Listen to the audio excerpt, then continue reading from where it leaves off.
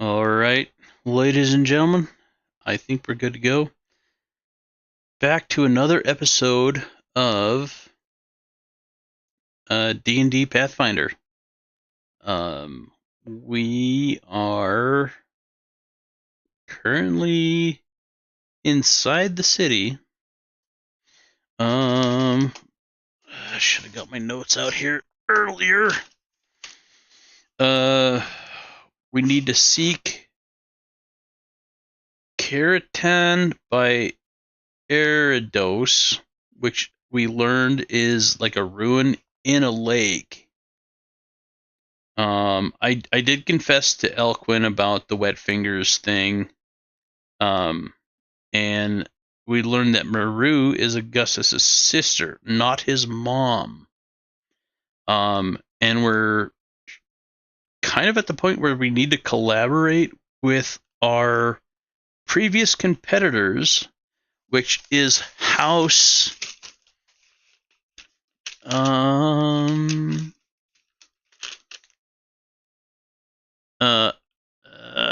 House Augustus, which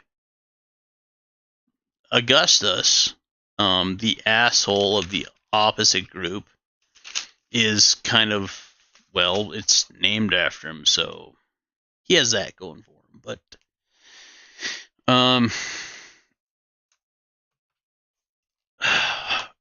yeah, he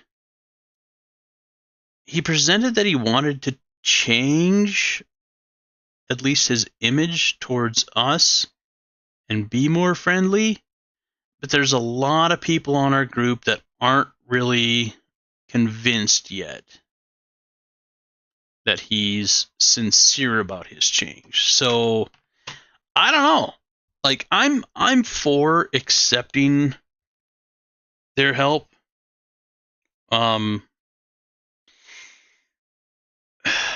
He's never really done anything personally to me, so I kind of give him a pass.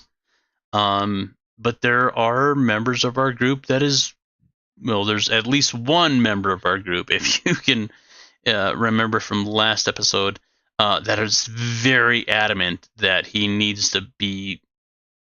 It's a long road for him to gain his trust, for Augustus to gain the member of our group's trust.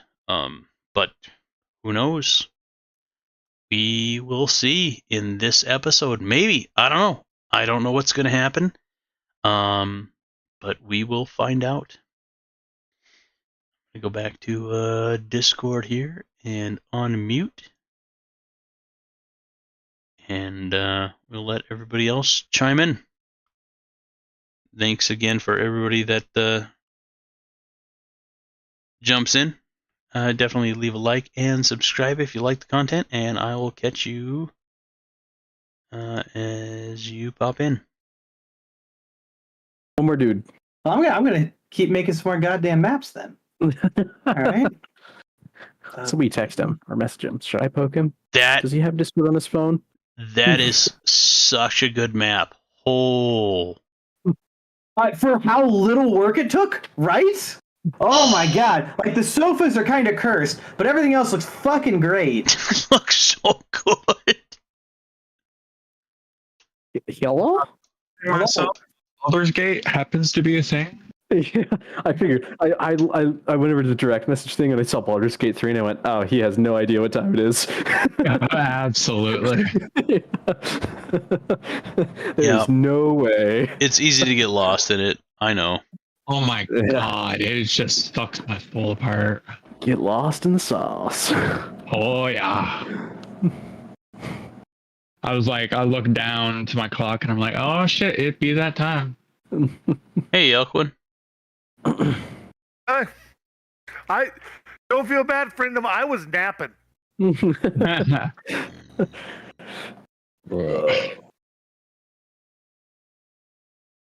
It must have been one hell of a dream because my nap started at about 11:30 this afternoon.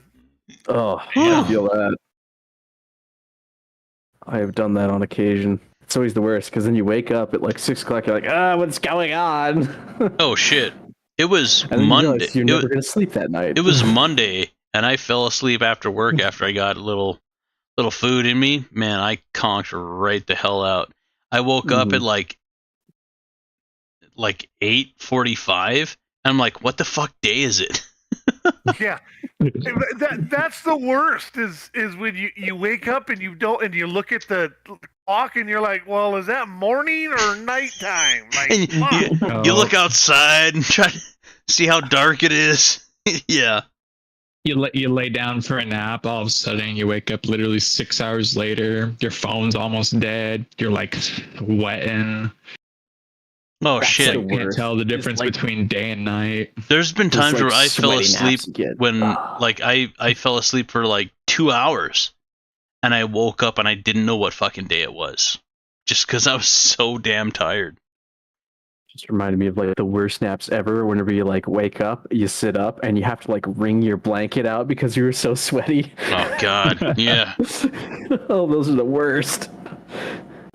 Just like, how did I not wake up? Because I'm probably about to have a goddamn heat stroke. Well, we about ready? I think so. Yeah. All right. Let's get a recap. Notebook. So we were told to seek Keratin by Eridos. Yep. We learned that the House of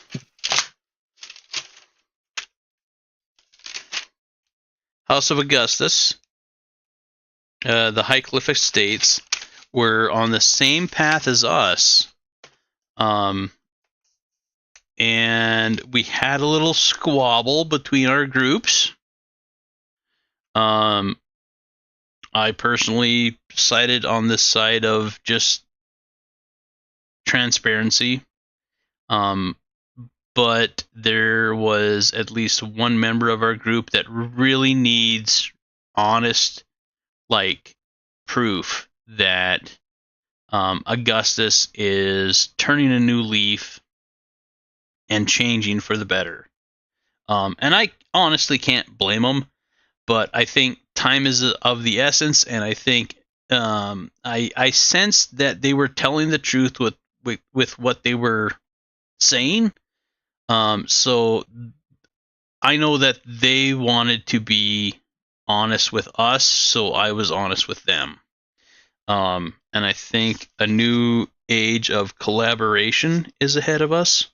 I also confessed to Elquin about giving him wet fingers. I don't know what wet fingers did. When you put someone's hand in a bowl of water when they're asleep, they'll piss themselves.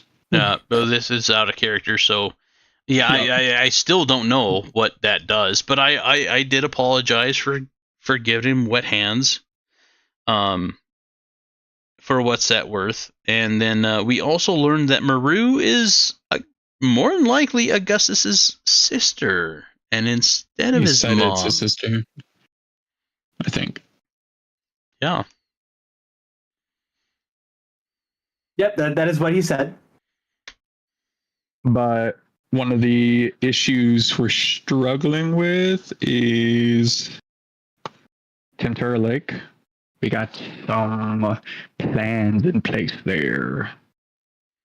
How to navigate it. Amtara Lake, eh? Well, it's our next stop. Yeah, and I think it was Spear Havoc that said something he just came to has my mind. the aquatic transport Okay, yeah, go ahead. set. Like he's taking care of that. I could Because, be wrong, Spear Havoc, but Augustus's group did tell us that Eridos, where we need to go to, is at the bottom of Tentura Lake. yep. Mhm. And they were planning something with Yeah. like shoes and stuff. Yeah, but I think we got a better plan with Spear Havoc. He said something like he could create a Water bubble. breathing. Yeah, if everybody like just huddled in close, I think we can cover that.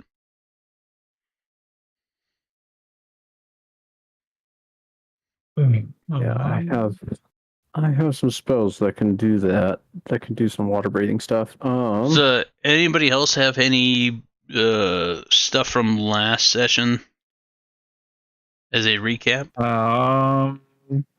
Elquin wanted to talk with Augustus. Yeah, that's right. Yep. Yeah.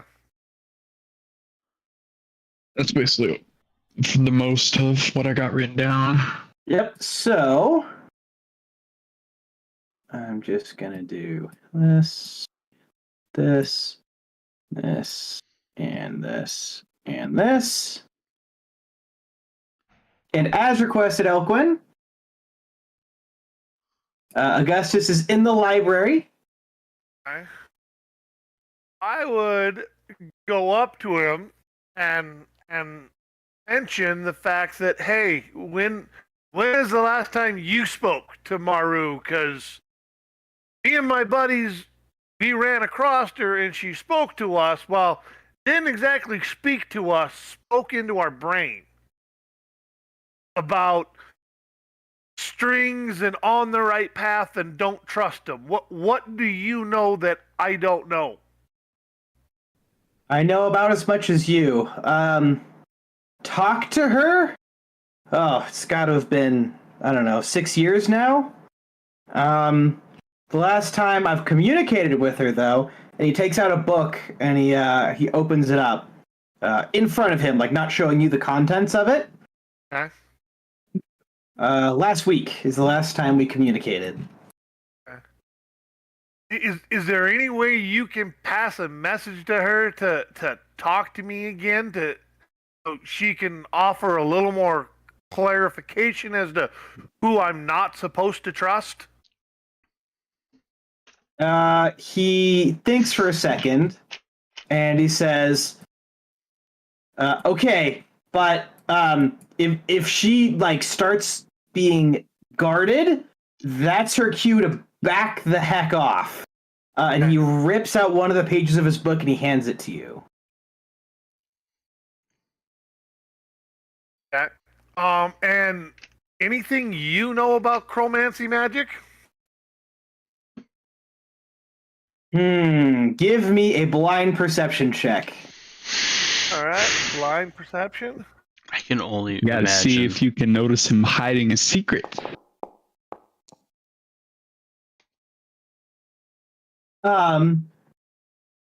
You see, every time you guys get to like a new chapter in school, Augustus has this certain look in his eyes when there's something else that can be conquered. That's the same look he gets for a fleeting second. Then he reverts his expression back to neutral, and he says, "That's banned magic. That's about all I know." Huh? All right, well, I'll thank him for his time. And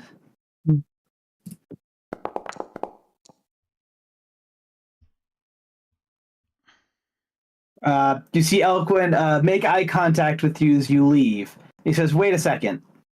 Oh, yeah. What do you need? Thank you. I know it's I'm a lot sometimes, but I think this is important what we're doing." Yeah, I agree. It's just I've been with bad people and helped bad people, and I just want to make sure that I am helping the right people. So I hope this friendship continues. And yeah. All right. And you walk out of the library, and you guys walk back to your group area, to your dorm. I will when I get there, I will share with the group all the information that I got from Asher. Not Asher. Augustus. Augustus, sorry. And I will kind of look at the piece of paper he gave me too. Okay. It looks like high quality parchment. Ooh, so Elquin's very familiar with it. Mm-hmm. So is this how he Spoken jab. communicates with his sister more frequently than actually talking to her through this book with these sheets of parchment? I don't know if she's talking through the book, but I mean, she's probably like passing notes along to him. Exactly. Like they said they communicated a week ago, but since he talked to her, it was like 6 years ago. Yeah, so he hasn't like seen her in 6 years, but he's been getting messages. Exactly. So like, What are y'all talking about? is this sheet of parchment a way of communicating with Maru? Well, what's on the parchment? Nothing. No, Quinn. Wait. Who's this, Maru? It's blank. I'm so lost here, guys. What's going on? I just had a private conversation with Augustus about Maru, and you weren't with us the first time that she spoke into our mind and said something about strings and keep pulling them and not to trust somebody something. She didn't finish who we're not supposed to trust. So I just talked to Augustus to see if there's any way we can get in contact with her, so we can get a better understanding of who we're supposed to trust and who we're not supposed to trust. Now, he gave me this piece of paper, which I assume is a magical parchment to where I can write a question on it, and magically she will respond, is what I'm assuming how this piece of paper works. Well, that tracks based on what you told us about how he's been able to communicate with her in the last week, and not actually converse with her in over 6 years. So Yeah. Well, I mean, do we want to have a little pen pal session? could. Well, I think y'all have fun with that. I'm going to go do some research in the library. And Spear Havoc's going to wander off and start looking up just as much as he can about Keratin Bieritos, Tamtara, just everything he can find on the subject, and devouring as much as he can of it as quickly as possible. Okay. Can I have 'Cause he's everyone roll me a D100 really quick?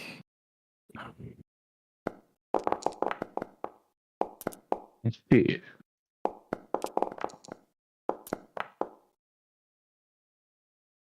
Okay. All right. Carry on. Oh, Wow, me and Spirit. Ooh. My sounds are not working, and I don't know why. Might be delayed. I'm just not getting any. Oh, weird. Oh, well, I won't worry about it. Sound doesn't matter for this all that much. Yeah, not as valuable for sure. Mm-hmm. Hey, Lucas. Hey. Hi. Hello. Could. So I know we don't want to do like necessarily too many magic items, but could I do like specific ones? Is it common? Oh yeah, healer's gloves. Yeah, you could work at crafting it this semester. Okay. Yeah, so again, time is going to start drastically speeding up, remember. Okay.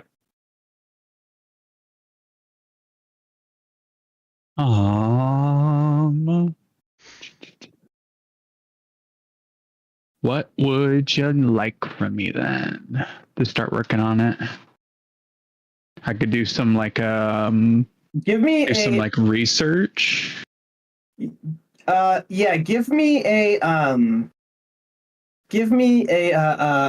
medicine research check, please. Public or blind? Public's fine. Okay, you get some pretty good headway into them. Okay. I wonder if that's something I should be involved in. No, probably not. You want it to be like a specific amount of like time or rolls that I have to like keep track of? Yeah, so we're trying to get to 5 points, and you got a single point with that roll. Okay.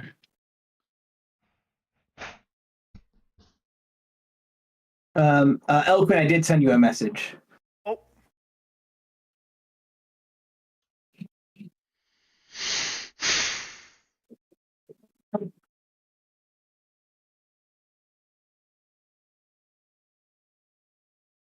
Oh, okay. So it is journal here.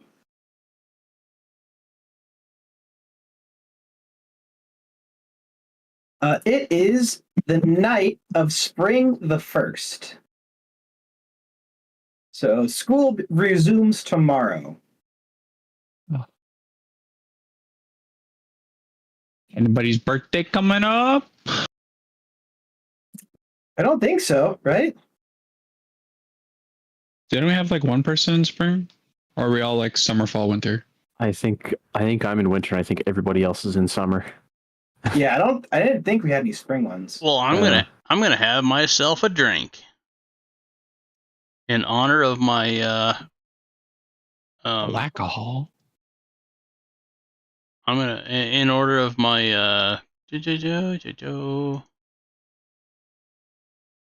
what is it called?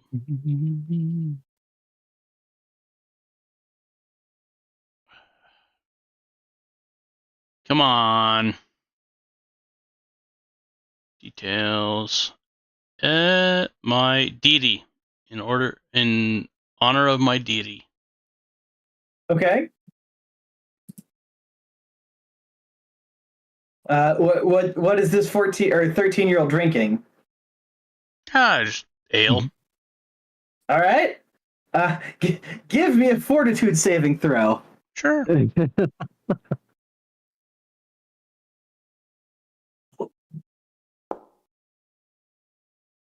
Oh, that's a critical success. All right, you're Hey!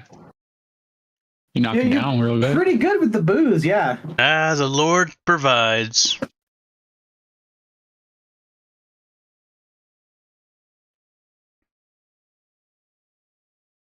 Okay. So if no one has anything they're trying to do, Wait for downtime.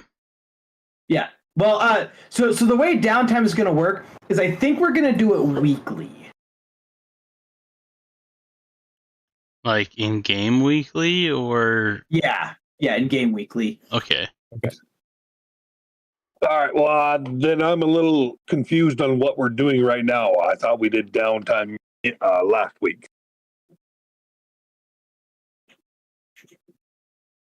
You thought we did downtime last week. We did do some downtime last week, yeah. You're just saying we have more opportunity for downtime right now. Yeah. Okay. Shit. Yeah, so everyone's going to do their weekly downtime. Actually, let's say each one gets 2 weekly downtime. So, Friendem, give me a second roll for research on your gloves. And did we lose half our party or not? No. No, we're all here. Oh, okay. So Friendem, you're still at 1 point. So, Friendem's done with his weekly downtime. Spear Havoc, do you have any downtime activities you want to do?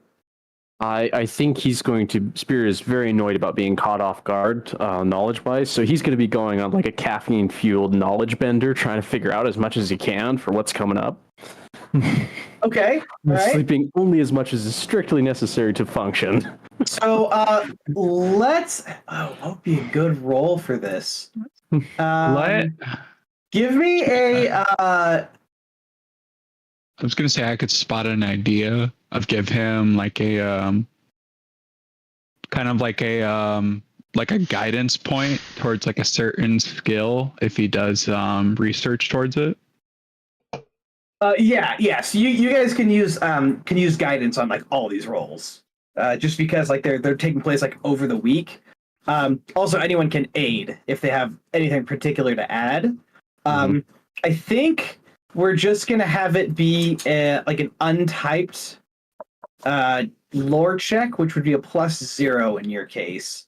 This Okay. would be a I mean, this is going to be very hard. This is going to be a. Hang on, I need to get the name correct here. Well, in that case, I would like to cast guidance if I could. Yeah, for sure.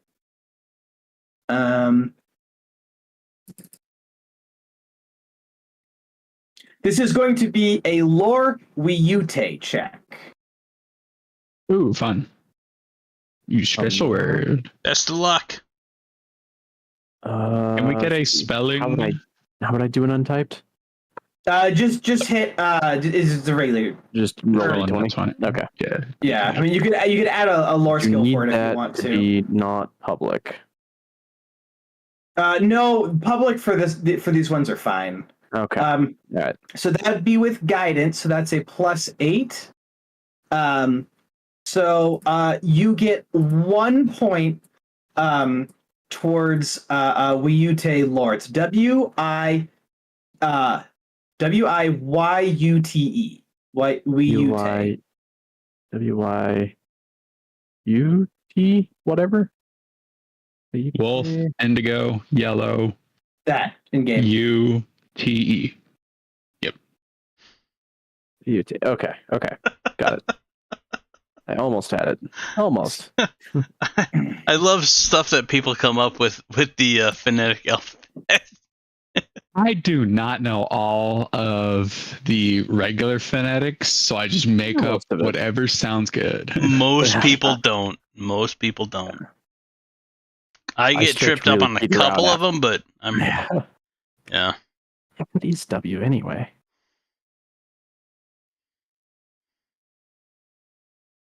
Yeah, because question. I is India.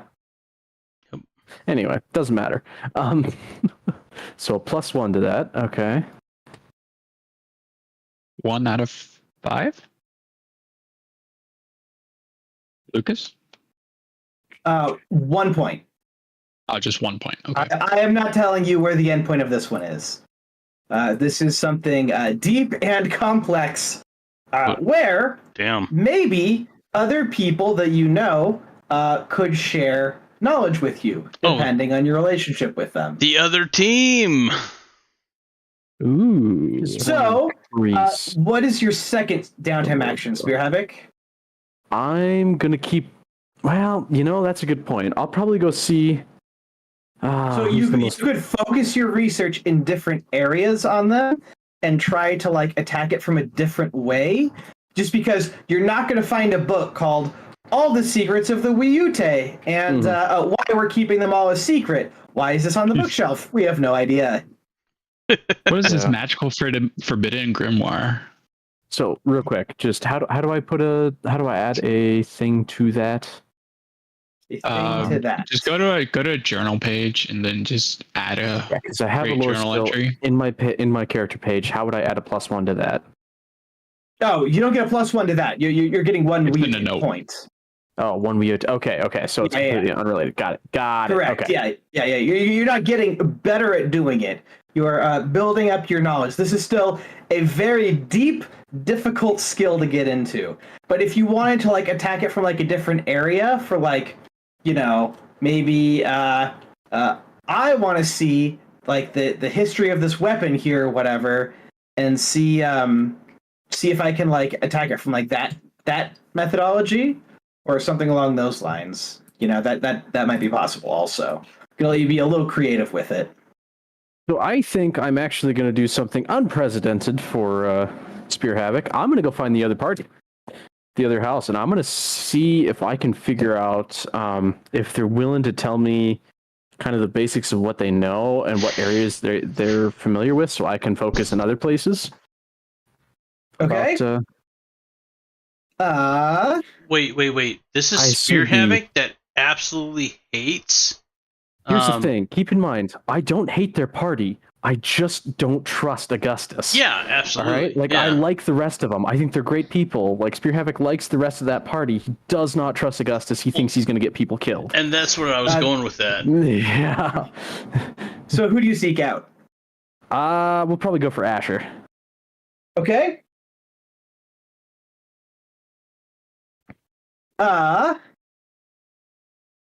Let's see. What would Asher be doing? So we're kind of like combining time stuff together after everyone does their roles. Then I'm gonna like go over like what happens during the week.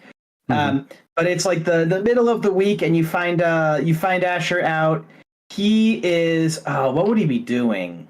Would he be practicing some spellcasting components? He's he's actually formulating things. He has 2 white powders, and he's very carefully measuring them.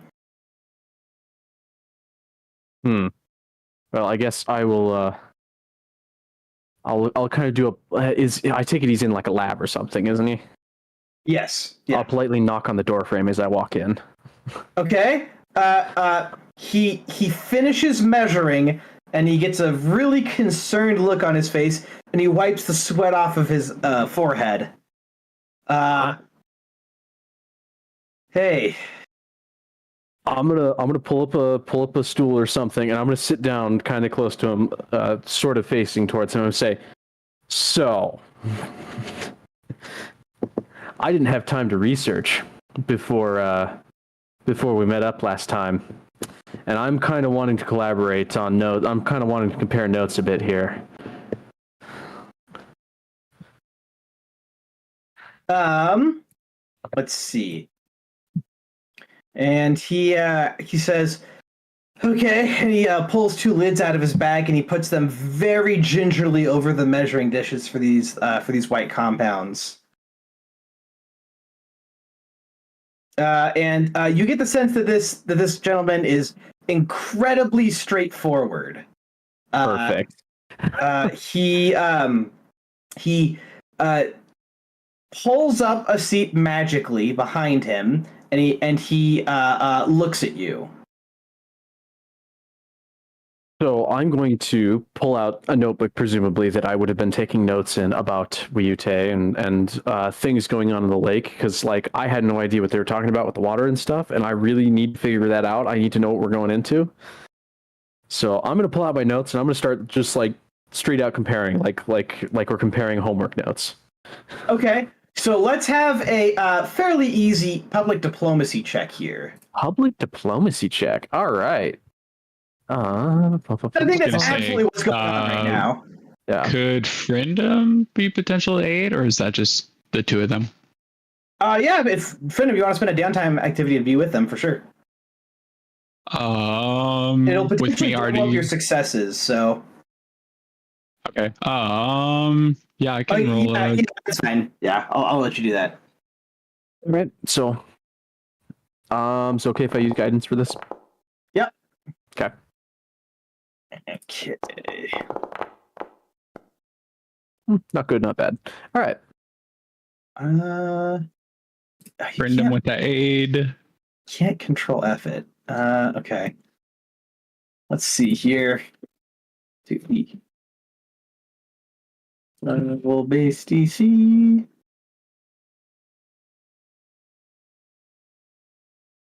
You guys are level 4? 5. Okay. All right. Well, it's a good fucking thing Friendom was helping you, because a 19's a failure and a 20 is a success. Wow. Woo.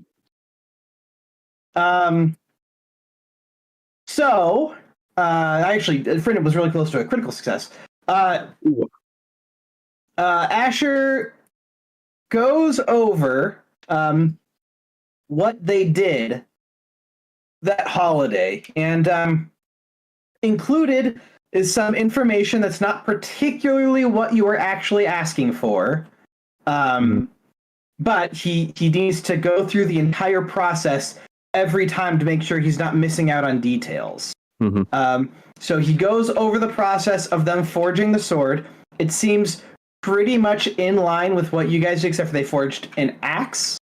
And their axe went right to Augustus, who handed it to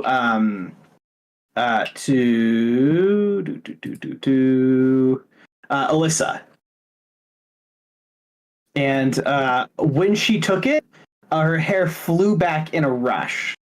Then they go over. The book they found on the pedestal next to the furnace, going into detail about the city. Help me with the name. I haven't written this down yet. I should. The city. Are you talking about the town I was in, or the city? Because I don't know. No, so it's the Keratin, right? What was the name of the city? The city of the ruins. City of the ruins. I can find it. The new ones or the ones we just went to? The new ones. Erdis. Yeah. So the ruins of Erdis. Load existing project. Yeah, that's fine. I thought that Eridos was the lake and Keratin was the city next to the lake. No. So Temptura is the name of the lake. The name of the lake now, but I thought that Eridos. Eridos is the abandoned village at the bottom of Temptura Lake. Okay. It got like flooded or whatever. Yeah. All right, hang on. Can you send that information to me with my spellings just so I can write it down? Because like part of my notes have been on ChatGPT and part of them have been like an actual like note taking thing, and obviously that's not how it should actually be set up. So Eridos is the name of the lake. Eridos is the city. Eridos is the city. Okay. And Temptara is the name of the modern lake. Keratin was the name of the lake back in the day, right? Then? Keratin is who we're supposed to find.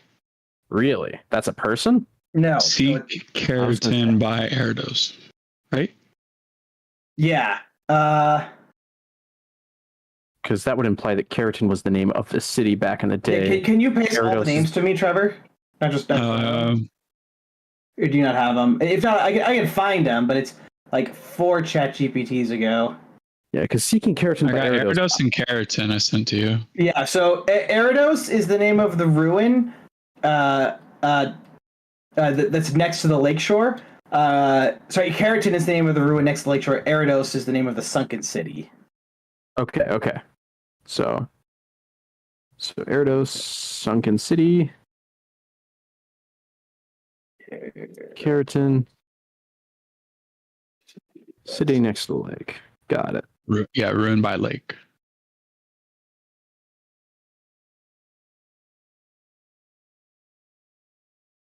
And Temptara is the lake. Okay.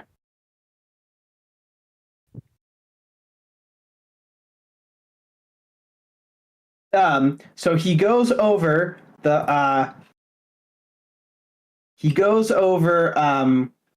what the book contained, and how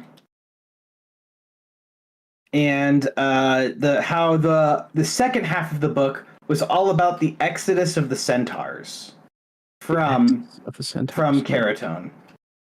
Okay. And that's where Augustus got the idea of communing with them. Augustus has been very absorbed with anything centaur for a while. The second half of their winter break had to do with tracking down like knick-knack stores, trying to find anything centaur-like. Almost all of them ended up as dead ends. But he's ended up with several figurines, and they seem to share similar characteristics between them. He believes that Eridos is deep within the lake, to the point that like seaweed forests and like light scattering are going to become issues, and it's going to be incredibly dark down there, as well as, full of pressure and very hard to breathe. He was talking about something frozen. What was that about? Can you give me the context? They were saying, because they were asking us what we were going to do about the ice. It was winter when you were talking. Okay. The ice is still thawing. That's not a problem. So it is at the bottom of a lake. Getting down through the lake would be difficult at this point in time. This point in time, the cold would be the big problem. Getting through the ice is no problem at all. But let's see. So Centaur is important. Gust is seeking info on them. What else? So it's winter. So the ice is unimportant. We'll worry about that when we get there.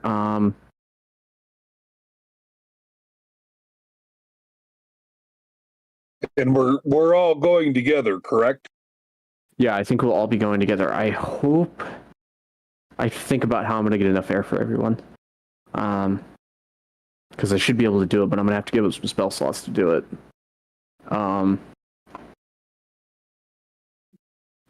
What else do we need to know about this? Anything more on the centaurs?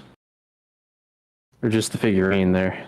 This is everything we know. I mean, they all have pretty consistent proportions. And usually when folklore adds up to one specific description, it's based off of something factual. So there's probably actually centaurs out there. And so why are we seeking centaurs then? What was the book talking about the Exodus? Why are they important? Well, they left before the breaking. Breaking. Okay, go on about the breaking. That's all we know. That's all you know. There was a breaking. Referred to it exactly once. It's been referred to. Okay, so it's referred to exactly once. So centaurs left before the breaking. And somehow the breaking is a very important event that we don't know anything about. Okay. And they might know about it.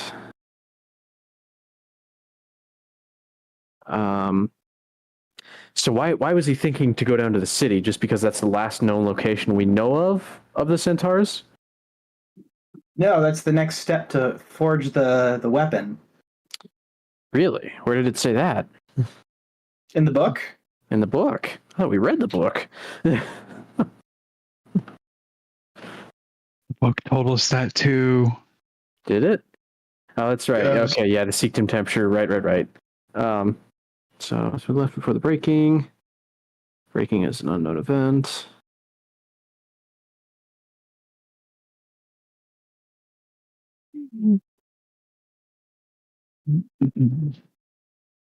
All right.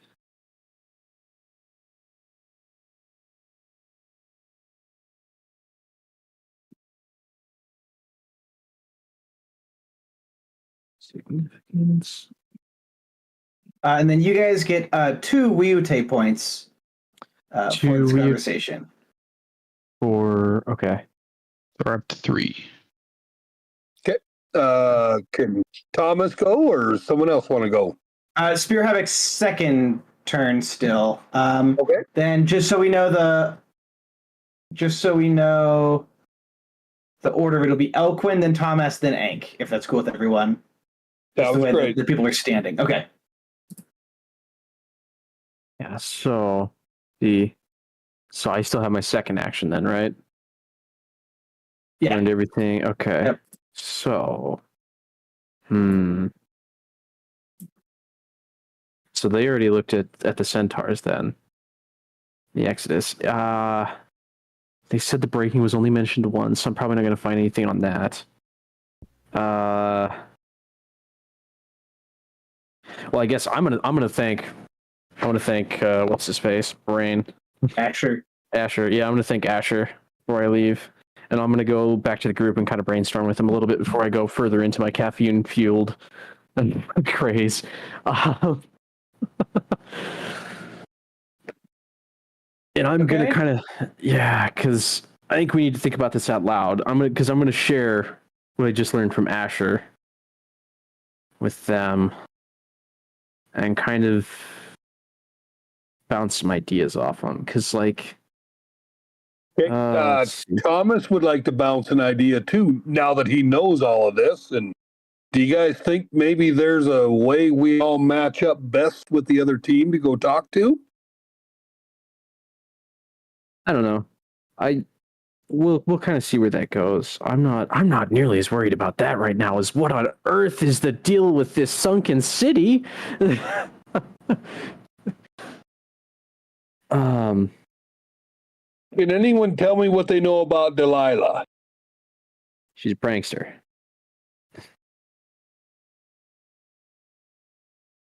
And she's a Troublemaker. goofball troublemaker. She has very creative solutions. Often they're the wrong solutions, but they are very creative. But she has moments of absolute brilliance, which is about the only reason that Augustus ever puts up with her.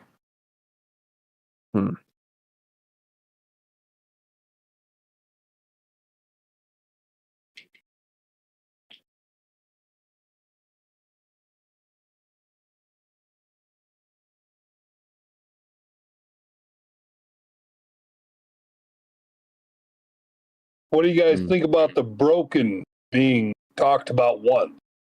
Yeah, And breaking. Have we checked this library that we're in? Any information? Well, that's exactly why I went and talked to them, is because he said that they've only seen it mentioned once, which means they've already done their research on it. They haven't found anything on it, so I'm not going to waste my time with that. Okay. That was the entire point of talking to them and like comparing notes, is I wanted to figure out what they haven't researched so that I can research that. That at least what they haven't researched that might be of importance.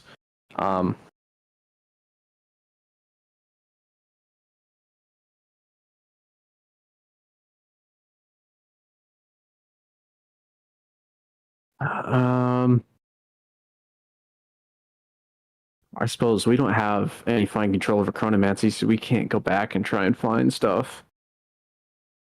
We don't even hardly know what chronomancy is. I think for now we're going to presume that the breaking had something to do with chronomancy, though. Probably led to the rise of the walls we live in. Where is Keratin? Where's Tantara? Is it in the walls? No. No. No. It's the river. You're going upriver to the south. To the south. Okay. So there's a lake up there. Yep. Huh.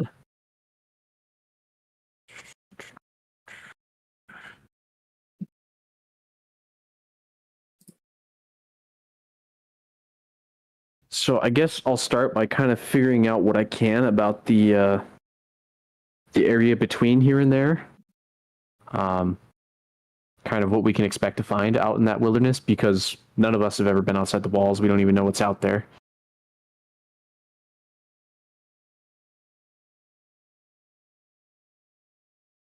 Because would the Academy have information on stuff outside the walls? Presumably. Yeah. So I'll see if I can dig up some records about the lake and the wilderness surrounding it and Keratin, which is the city that's above ground, presumably a ruin.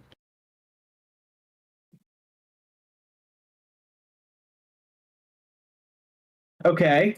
So I think that's the best way I can prepare for what's coming, because we have no idea about what's underneath the lake or anything about it. I presume the other group already did their research on Eridos and would have shared How it are with you us. planning on doing this?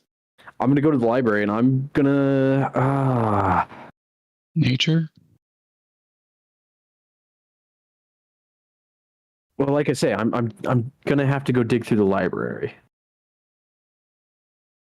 So I will have to...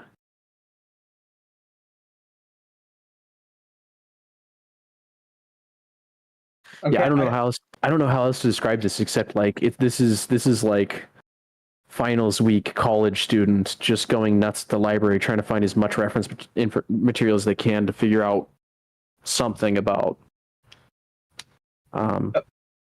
Okay. So I'm going to describe what's happening. Okay. You find just the right book.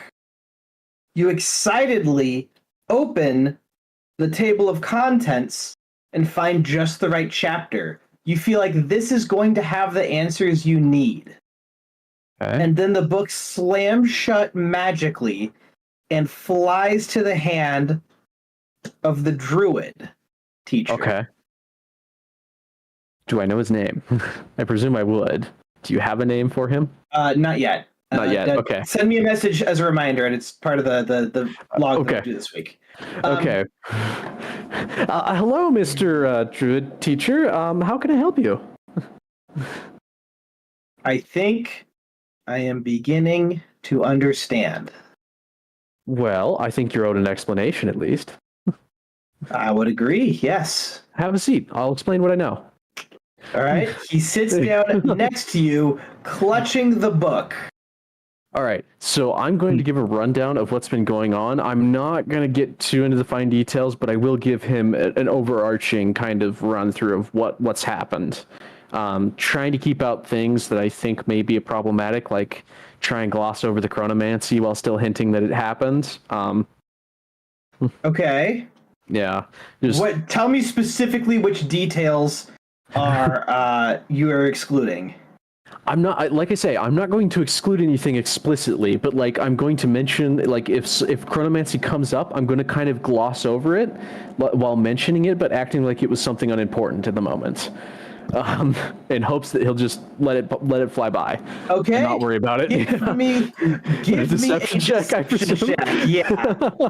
Oh boy. Just to be clear, no one can give you guidance on this one. This is like a spur of the moment thing. And sink to or be swim. clear, this is a DC 22.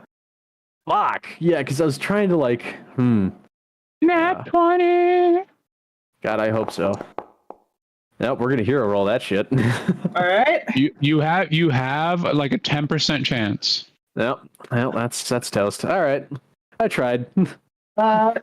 He's going to take a deep breath, the deep breath of a teacher dealing with a student who's breaking so many rules that he can't even begin to understand which column to start pulling the punishments from.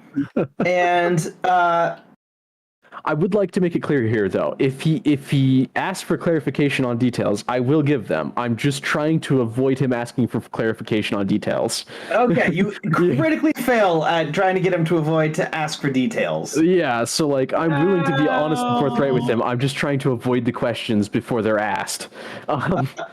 Yeah. So he says. So hang on a second. And help me with the name, the name of the village you guys were just in, Aridellum. So you were in Aridellum. Yes. And he takes a deep breath and he kind of runs his fingers across his eyebrows. You did read the guidelines we gave your group before you set out, didn't you? There was guidelines? When were those provided? Yes, there were guidelines. You were specifically warned about ruins of past civilization and that the secrets there were incredibly dangerous. Oh. Well. Huh. At least tell me you didn't take anything from there. No, definitely not. Definitely. Okay, maybe we did. Souvenir? What did you take?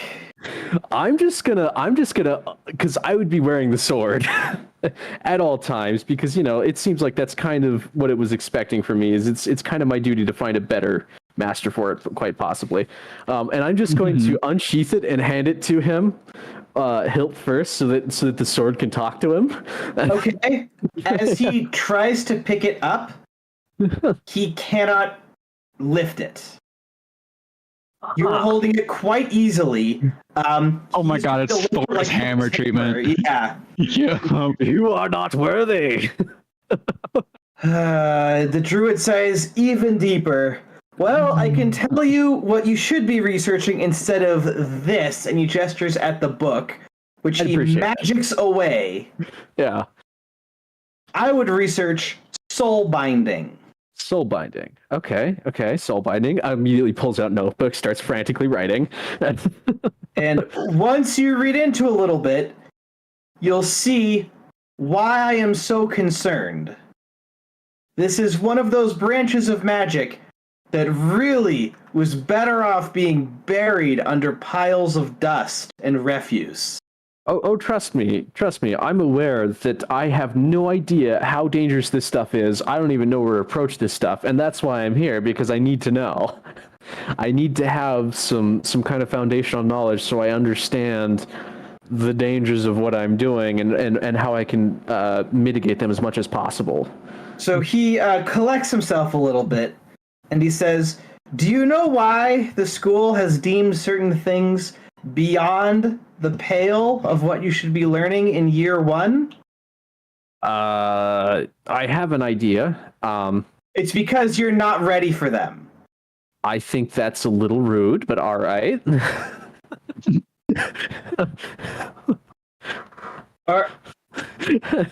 So I think you've read a little bit about this, but let me be explicit. Magic caused the fall of civilization. There were great cities all across the world. 99% of all people died during the breaking. This is what we're trying to prevent by teaching you in the school. Is that it? Oh. So 99% of people died. Hang on, I'm practically writing. Give me a second. People died in the breaking. In the breaking. Breaking caused by magic.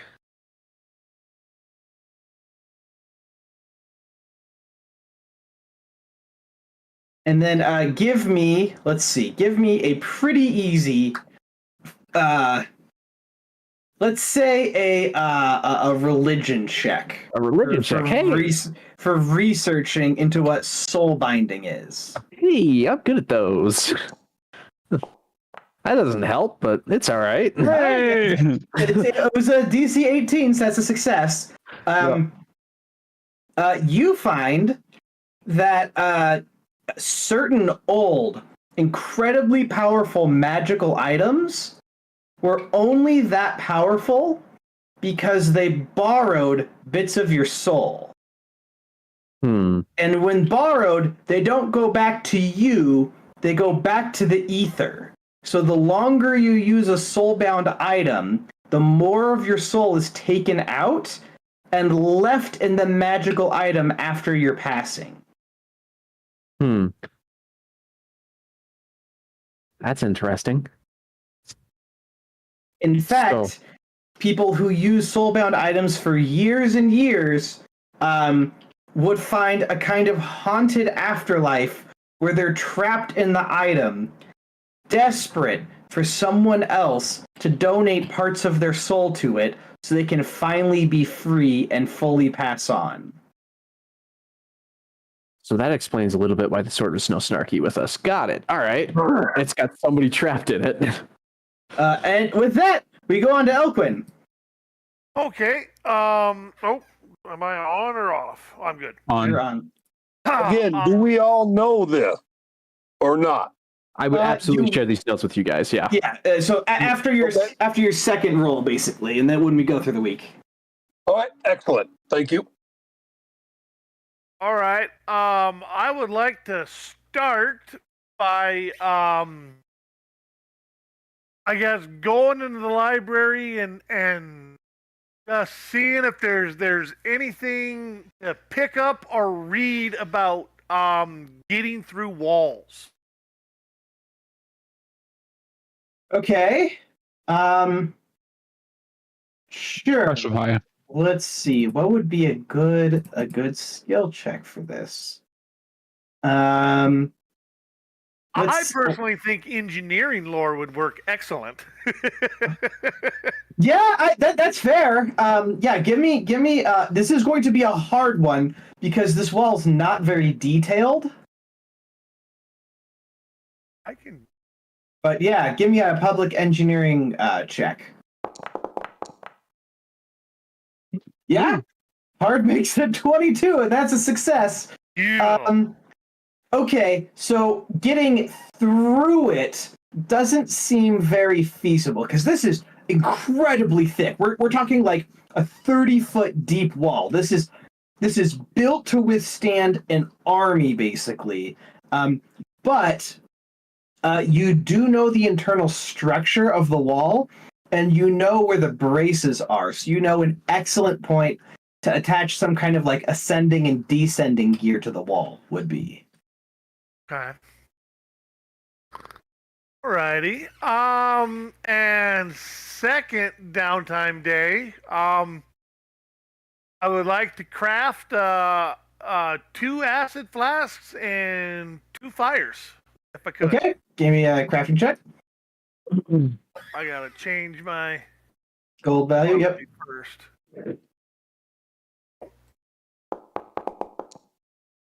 All right, is it by plus 17? Not a problem. All right, and that would be my 2 downtime days. All right, Ank, you said you were next, so let's go, Ank.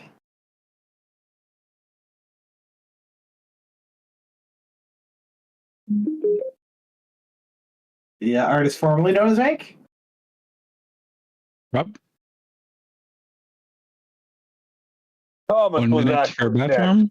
next, but Ink was after Thomas. But I'm not bitching. All right, he's If not Ink- responding, so let's do Thomas. I'm saying he might not be responding because he thinks I'm next. All right. First thing I'm going to do is look to the group and say, I kind of got a snotty ass comment about our, just sharing information with each other. But let me ask you another question. Do you guys think anything about soul binding would be in any of these books?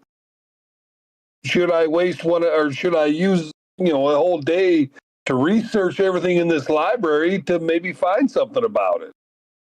Spear already did a little bit. Spear has probably already found everything You that's do readily feel available. like there's more lore to find about soul binding.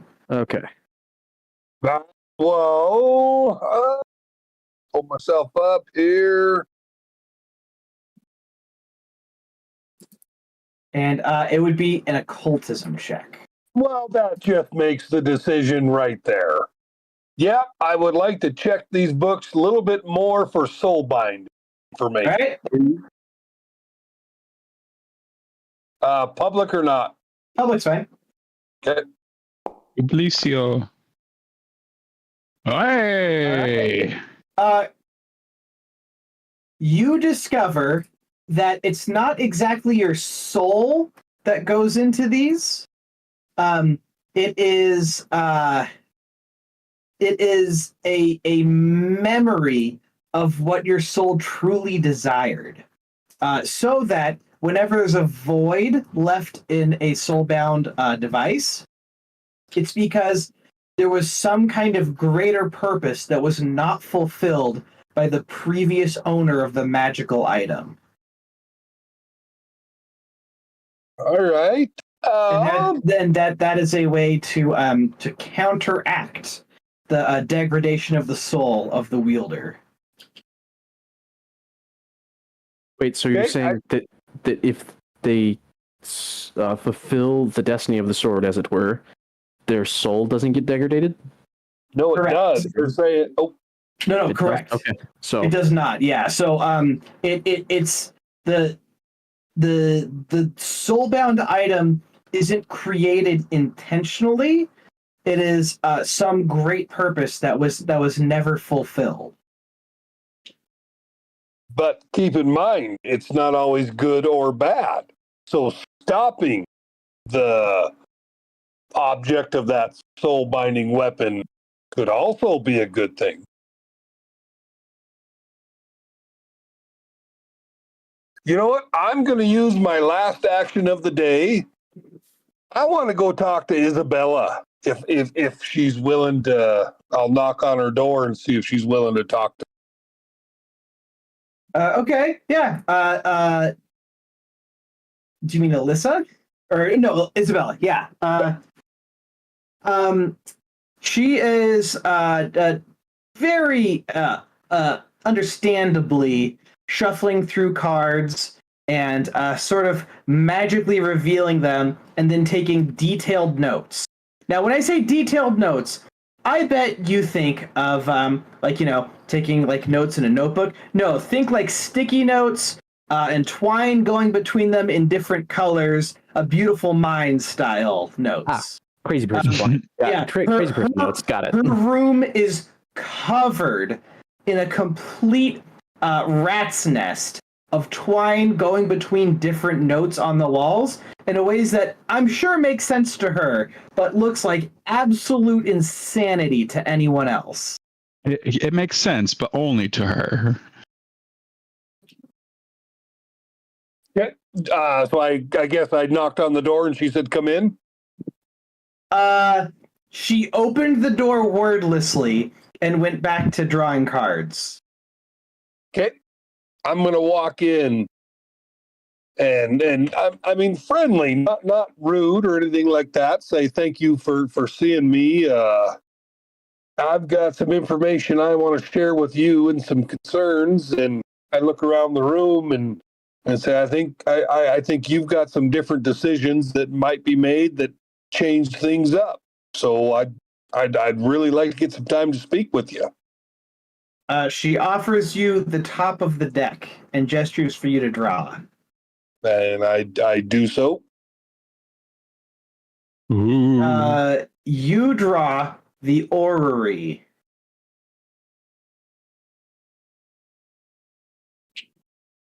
I think that is excellent because that's what I'm looking for. I'm looking for a sense of what is to come.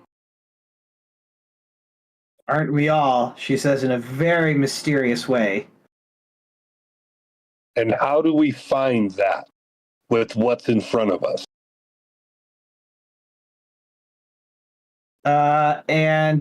She gives you a cryptic, difficult answer,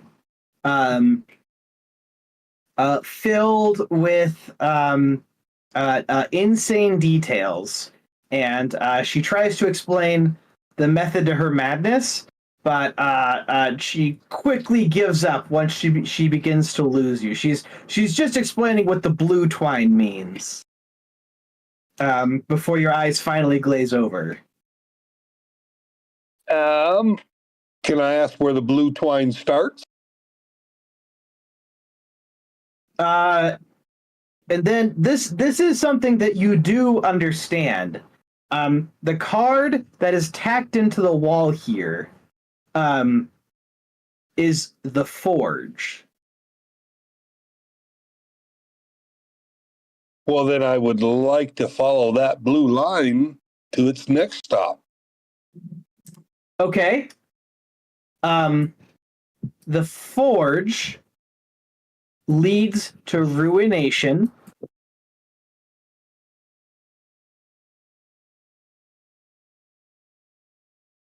I'm sorry, so on, so forth.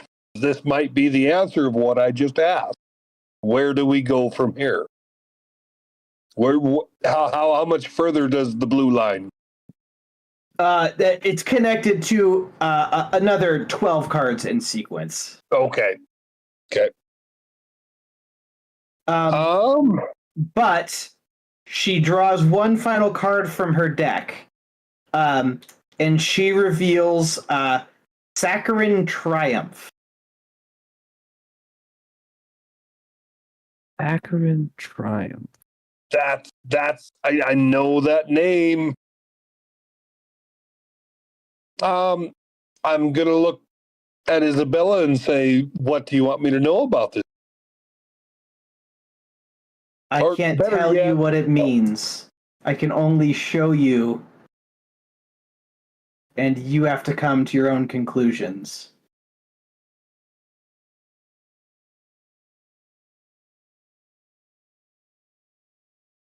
You're making this tough for me, man. Damn. I'm gonna ask one more time. Not one more time.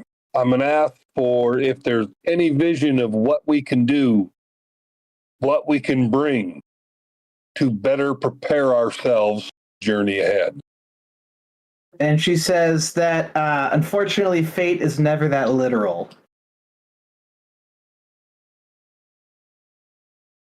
I will thank her very much, bid her a good night, make sure I close the door without messing up anything, and return to the house and let everyone else know what I did find. I'm worried I didn't find enough. Okay. And you find everyone in the living room.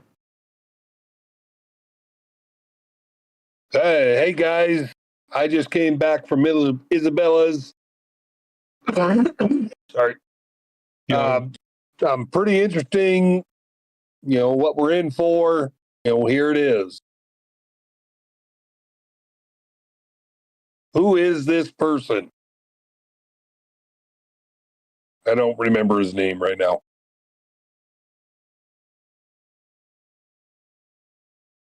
What do you mean by who is this person? The gal's, the card she showed me. The one individual. Oh, Isabella. Saccharine Triumph, right? Is what Again? she showed at the end of the sequence on Yeah. the blue yarn. Yep.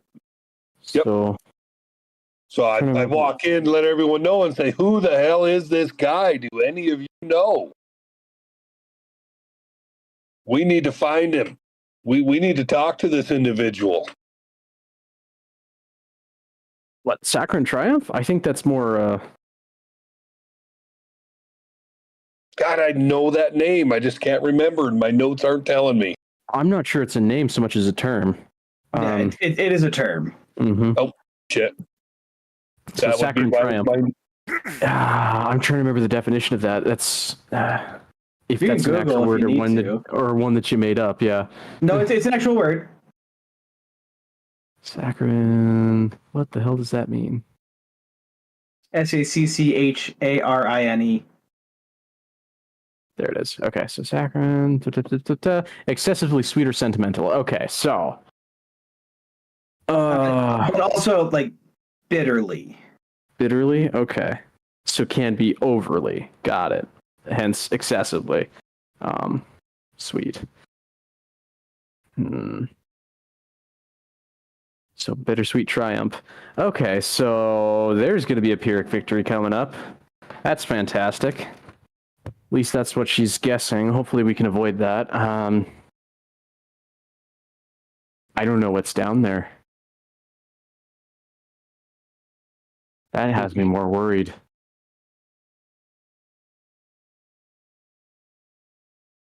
First of all, do we know how to get down there? I think that shouldn't be too hard. We'll just have you... I think we can just bore like an ice fishing hole to get through the ice. That shouldn't be a problem. The cold might be an issue. The pressure might be an issue depending on how far down we have to go. Air should not. I can figure air out. It'll just take some spell slots. We have machines that fly off this power. I don't know if they work past the We have walls. machines that dive. I don't know if they work past the walls. Presumably not, because I think... I don't know if we can get them past the walls. Yeah. So maybe Alright. we should have you build a machine possibly that can do that, but have a backup plan.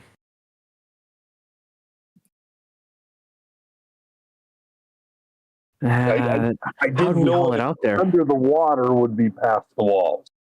How would we get it out there? Because a submersible would be heavy. Oh, there is a river. If it's Yeah, deep enough. there is a river, but I don't think the walls... Is there a way to get into the river through the walls? Like without having to go over the walls first? And would our steam weapons work? Our steam technology work outside the walls? There's a couple things we need to test out here, boys. Yeah.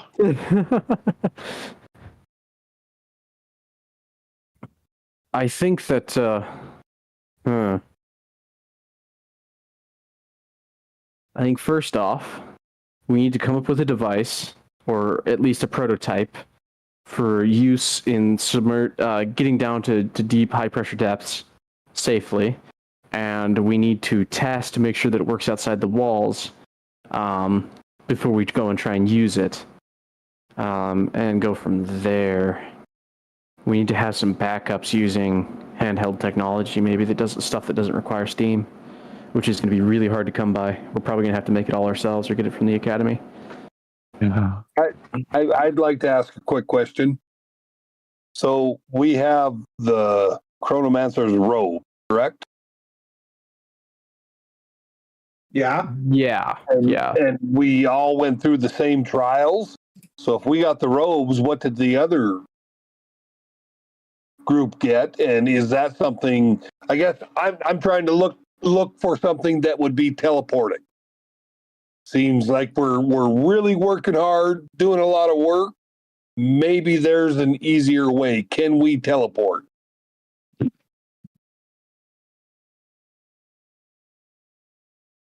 I don't know. Well, We're talking about building things and all this kind of stuff. Thomas, I think you're like blurring too much together. I don't think they know, well, presumably so, too much about the Chronomancers. Or I could be wrong. My mind's melding shit too. Chronomancy is not the same as teleportation. Those are two different things. Correct. Mm-hmm. And I don't think chronomancy moves locations, it just moves time. Yep. Which is probably why it's considered so dangerous. All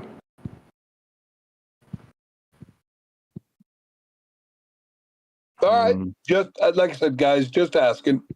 Yeah, that's another thing we should probably test out, is make sure our magic still works outside the walls. Presumably it would. I don't know why it wouldn't, but Who knows? Might be like amplified or something weird could happen. Who knows? Like, none of us have ever been outside the walls, and presumably we're going to have to go outside the walls here. So we're in unknown territory, uncharted territory here, and that's a little bit sketchy to me. I don't like that.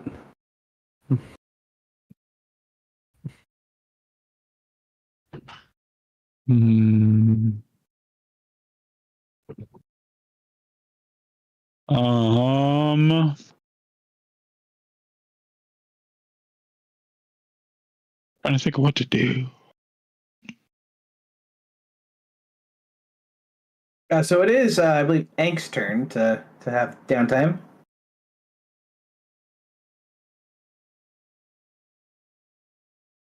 You there, Ink? Hello? Hello? Mr. Rob? Mr. Mode?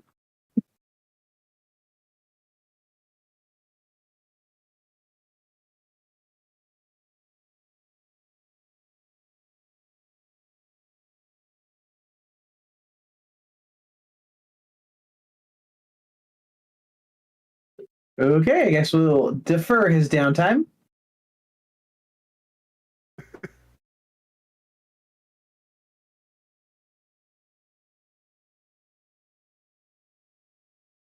It says he's idle on Discord, so I wonder if he passed out for a sec. Yeah, maybe something came up or something.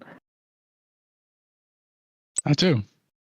Okay, so in the first week that you guys are back, you and your house and Augustus's house are brought into a special meeting with the tennis instructor, and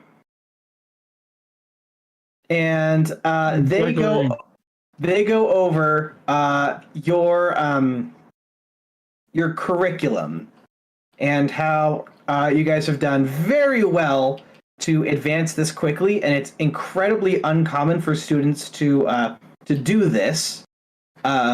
They are trying to focus the entire second year of teaching into your second semester. They said that you guys have essentially passed well above where the first year of teaching would bring students in. This is likely to be your hardest semester of studying in the school. to get to this point, but he thinks that all of you are capable of this, especially if you work together on it.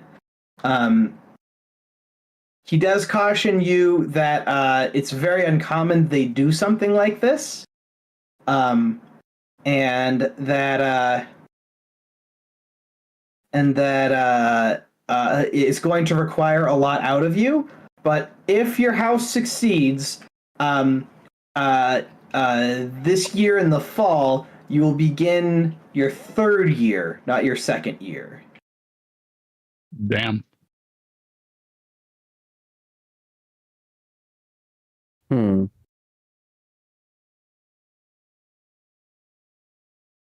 So, what is the first week back like?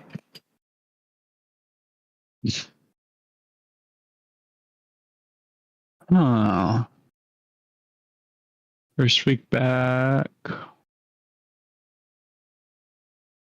I definitely think they'd have not quite like fully individualized, but kind of just like a general like magic or availability assessment, like how much like magic you can cast.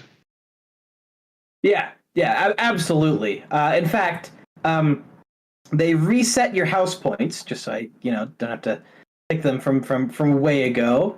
But just for fun, we are. Oh, it's still in here. Is it edited? It is.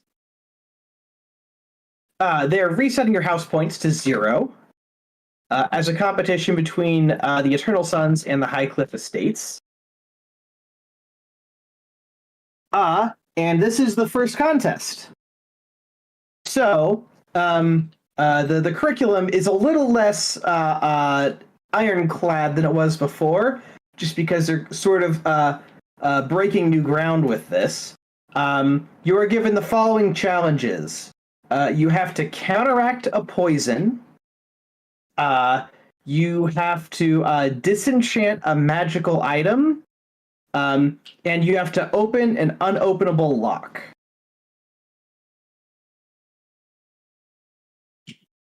So, poison. I've probably got something for that. Let me find this.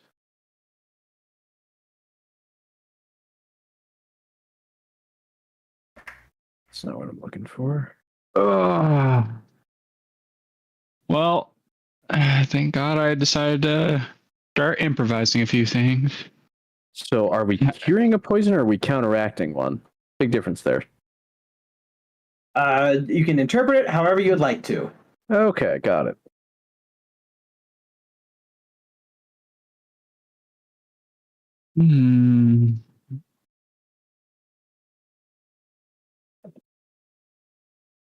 Well, this will definitely be an interesting little set of challenges.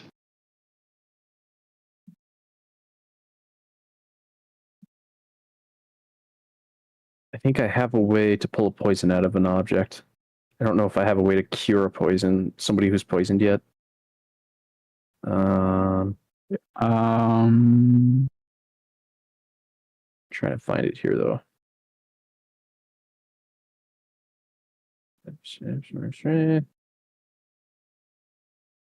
Oh, what I'm looking for.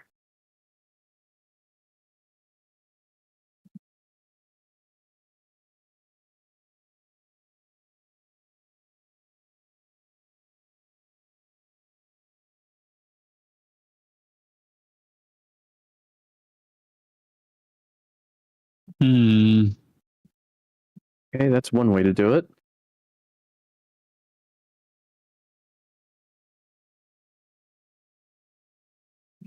And I should have another way to do it in Primal. I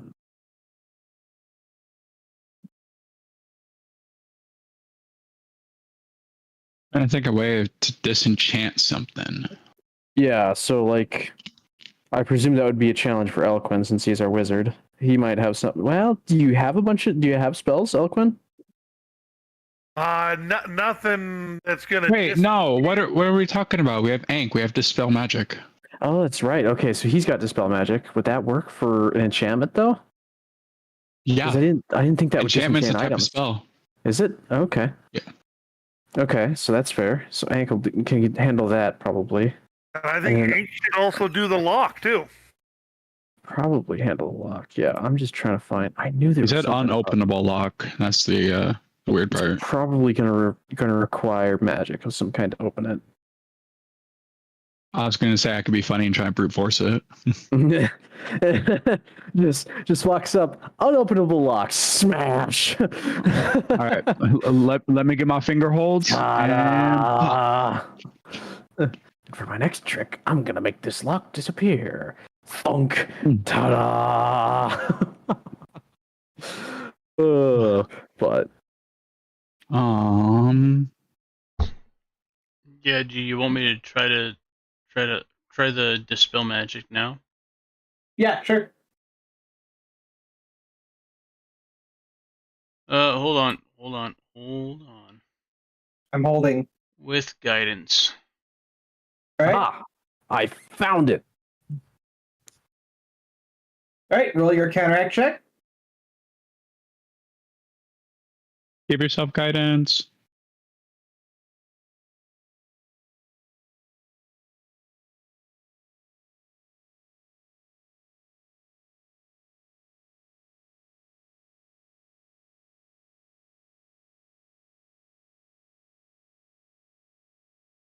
What? You must target before you attack. Okay. Myself, I guess. Sure, that's fine. Fuck! Do you want to? I mean, you have a hero point. Yeah, I'll hero point that. All right. I can't do any fucking worse. I mean, you could pull that 1 in 400. I wish you Reroll luck. using a hero point. Come on. Well, All it's right. That is a failure, Fuck. but the effect was a level 1, which means it successfully counteracts it. Oh, nice. So that is the dispelling portion complete. At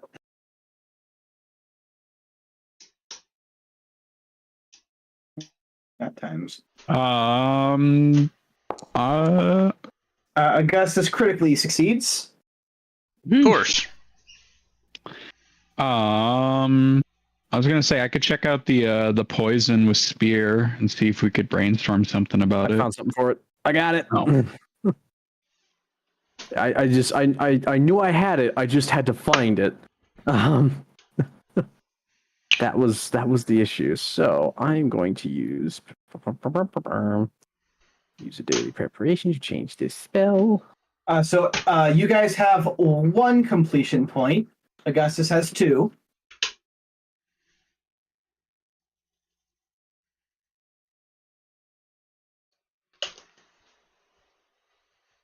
So I can do 2 different things here, I believe. Let me just double check that other one is not extra. Nope.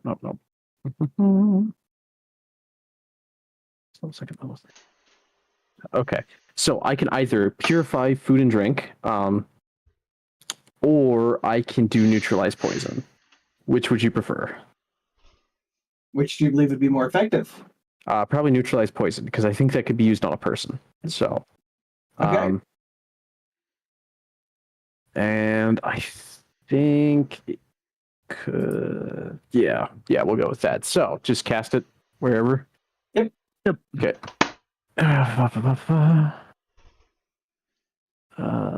With guidance, of course, right? Nope, you don't need. Or that's only if you're. Attempt to counteract against poison. Okay, yep. Mm-hmm. So 12. Okay. Cross your fingers and hope. I have not been rolling very great today, but Me neither. so. All right, that is a success. Or no, sorry, that is a failure, but is a level 1. So that would be that would successfully counteract the poison. God damn it. So you guys have 2 points. Not one. Or what is Augustus going to do? Wow. And he relies on his paladin to counteract it. And they get a regular success, not a critical success. So they have 3 points, and you guys have 2 points. Finally, we have the unopenable lock. Somebody have something for that? Anybody got a crowbar? I'll pop this bitch open.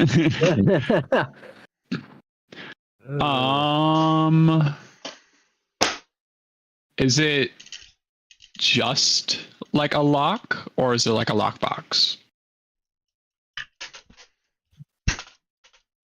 It is a lockbox. Okay.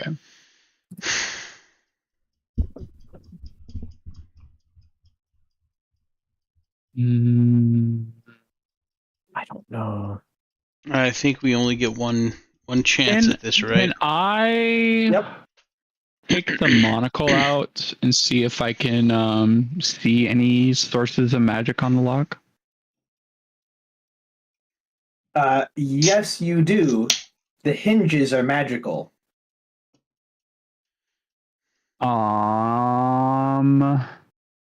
Hank, you got another one of those dispel magics?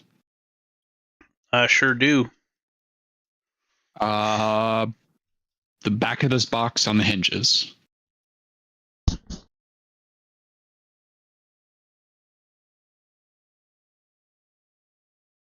And I'll point it to you so you can cast it. Okay.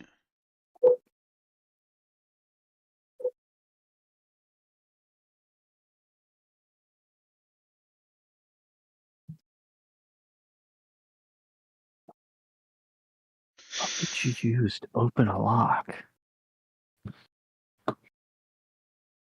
Are we ready? Yep, I'm ready.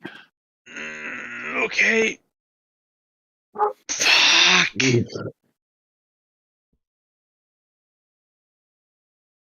Well, unfortunately, that is a critical failure, meaning you fail to counteract the target.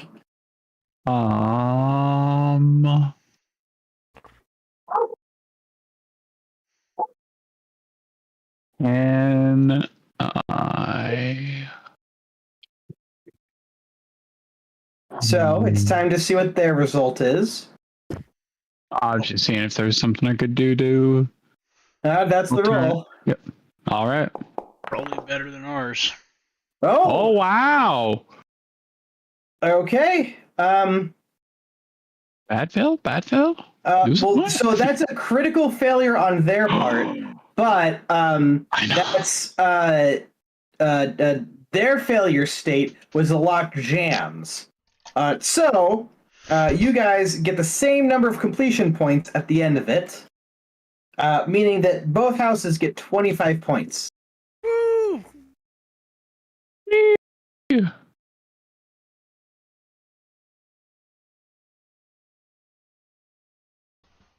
Well, at least we don't have to live with coming in underneath them.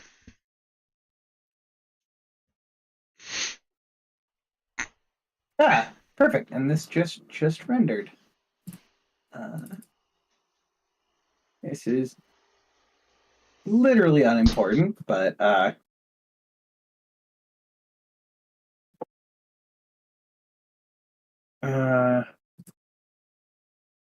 so picks, choose file.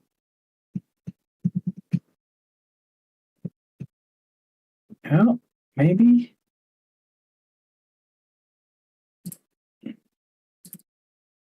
There. Now it's got a picture.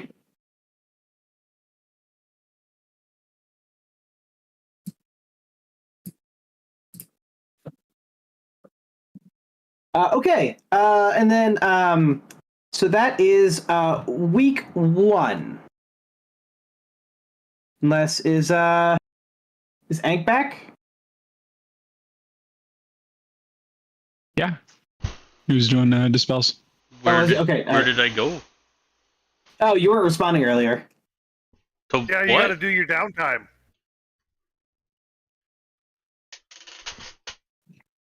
Yeah, when we're finishing up our side of the downtime stuff of like what 2 things we wanted to do, we couldn't get a hold of you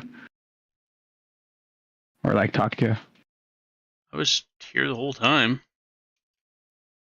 Oh, you never responded when we asked you a couple times. The hell? Weird. Yeah. I don't remember hearing that. Sorry. Oh, all right. Well,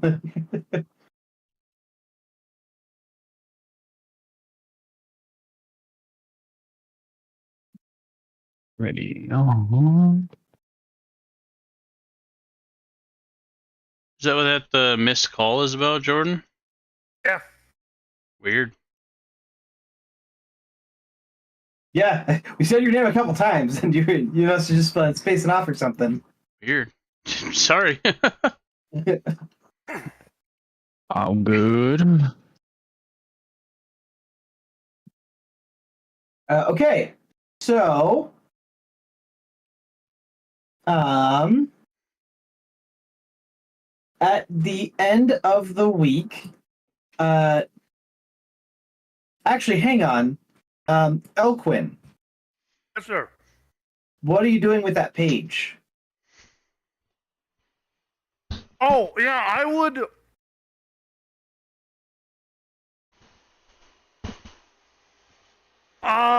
To start with, I would just like to write, "Hello, this is Elquin.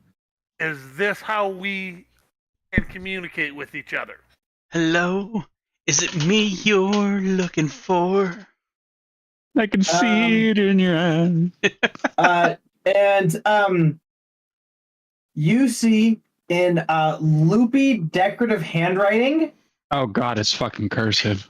The word, yeah, you guys are fucked because you haven't learned that in school.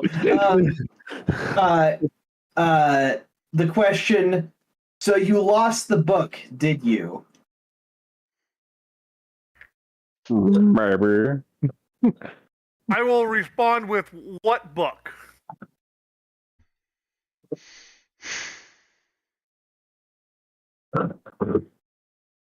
And she responds with, "The book I gave you." I think Friendom still has it stashed somewhere. I will respond with, "This is not Augustus. This is his friend Elquin." Friend is a strong word. And she says, Hey, I know who you are. "Yeah, I know exactly who you are. We met in the alley." Yes. Look. And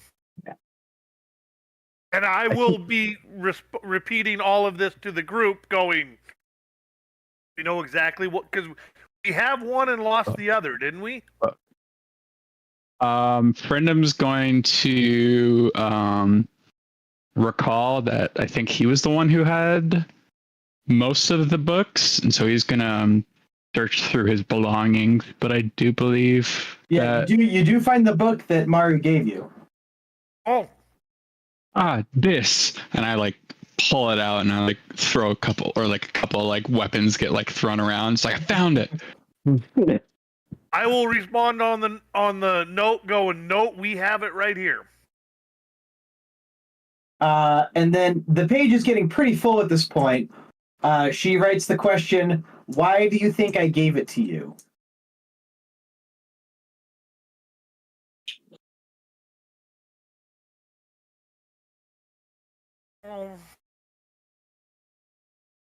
I will look to the group, going, any ideas?" Probably to talk to us, but we're dumbasses. That's probably not good to write on this magical paper. Didn't come to mind. Yeah. All right, we are unsure. We're unsure. The ghost starts a hunt and you die. If you get that, you get that. And then another question. Why do you think I gave my brother a book? Brendan's gonna open up and write or see if it's similar to the parchment paper. It's very similar to the parchment paper. Ow. Frindom is going to be a little funny and grab like a pen or something and just write down new phone, who this. And she sends back the rolling eyes emoji.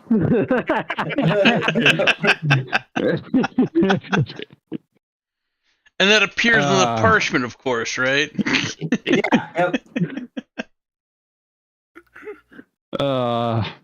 New phone, who dis? Oh my god. Yeah, it's just like when you gave this, we kind of got sidetracked by a couple things. Apparently, I went unconscious for a while, so I'm really at a loss. You're fine. In the book, ask her for clarification of who we are not supposed to trust. Yeah, it's like who are we not to trust around us? It's gonna be everyone. I'm calling it now. School. Ooh. And she answers with anyone who seems to be lying to you. Oh, that's very helpful. I'm literally gonna write down. Great, that helps a lot. And then she writes down, I'll sign off with this. Why do you think I was expelled? I told you. Practicing forbidden magic? ... Friendem will sign off as well, and it's like we'll do our best to look into what we can, and then close the book. Yep, close the book. What did she learn that we don't know? Chronomancy. Well, I mean, when you bring up Maro's name, it's kind of like bringing up Voldemort's name of like, they you shall not name. Chronomancy. Hence why That her too. brother gets that lustful look in his eyes whenever you mention it. Well, yes. I don't know. I think he'd just get like turned on by power or something, but it'd be something weirder. He definitely thirsts for power, that's without a doubt.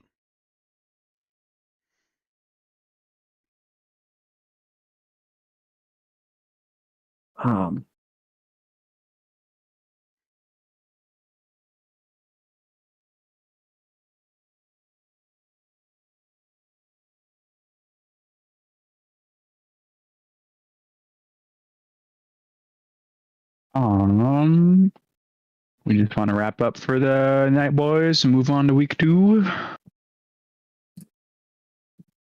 I think so. I don't think she's not going to respond to us anymore, so. Yeah. Ank, was there any downtime things you wanted to do? Really nothing in mind. All right. It's just when you were unavailable, we had like 2 downtime things we were doing. Either like do research towards something and get like knowledge points towards something, or you could do like create something or whatnot. Yeah, I probably would have done something, but Just like giving you the opportunity if you wanted to do it in the sake of fairness. Yeah, if you want to do something with your downtime, now's your chance. Speak now or ever hold your downtime. Yeah.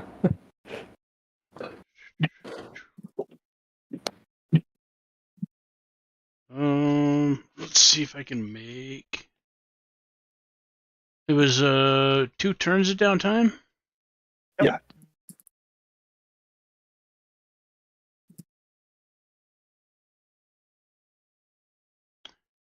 Oh, in the interest of my deity, we'll see if we can succeed on this.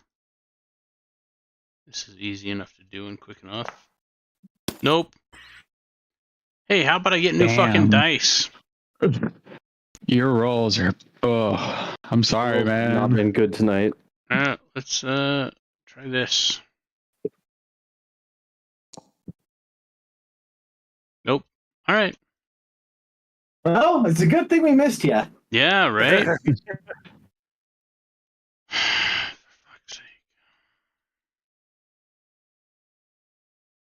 We got this, Hank. It'll be okay. I like the room design. Looks good. Yeah, looks really Yeah. good. I'm super pleased. I'm actually going to create like a whole bunch of things after this, probably. Yeah. I've been rendering things this entire session so far, by the way. Yup. Okay, so let's have everyone roll a D100 for the order of the final set of downtime. Hey, I'm not going first. Who rolled Holy a cow. 56, 56, 59? 31. Damn. Friendem likes matching up with people today. Damn.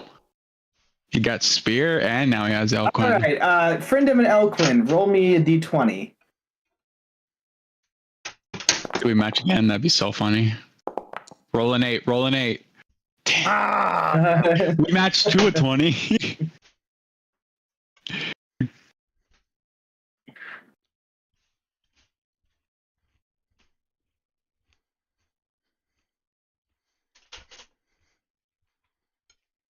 All right. Ink first. What are you doing with this week of downtime? Hey, you get to immediately try again. If you want to. What we were also doing is what Friendem was doing is he's spending some time trying to make some healer's gloves. But you know what? I'll try to assist him the best I can with that endeavor. I remember you making healer's gloves. I remember that. Okay. Give me if you want me to help, let's see that. no, for sure. Like, feel free to if you want. I was just saying it's like up to Lucas. Yeah, give me multiple people can help. Give me a let's see. We're doing medicine, but he could do like Just give me a crafting check to see the actual like layout of the leathers. Oh yeah. Public is fine. Can I do it with assistance or with You do the Guidance for sure. guidance? Yeah. Doop. Doop. Doop. Doop. Doop. Donna! Come on, roll better than a 1, you fucker. Hey. All right, that's success. Add another point. Sweet. Trevor? Yep.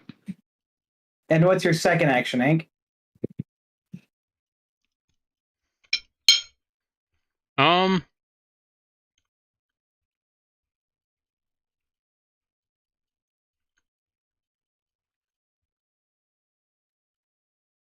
Is Elquin still building the like fleshing out the maid? I assume he just succeeded at that because he nat 20'd it. Okay. Mechanical automated indoor device. Yep. Of course. I'm just waiting for Lucas to start shitposting again. Oh god, don't start. Well, since I messed up my last crafting check on my my tonics and stuff, I'm gonna make some of these. And can I use guidance as well?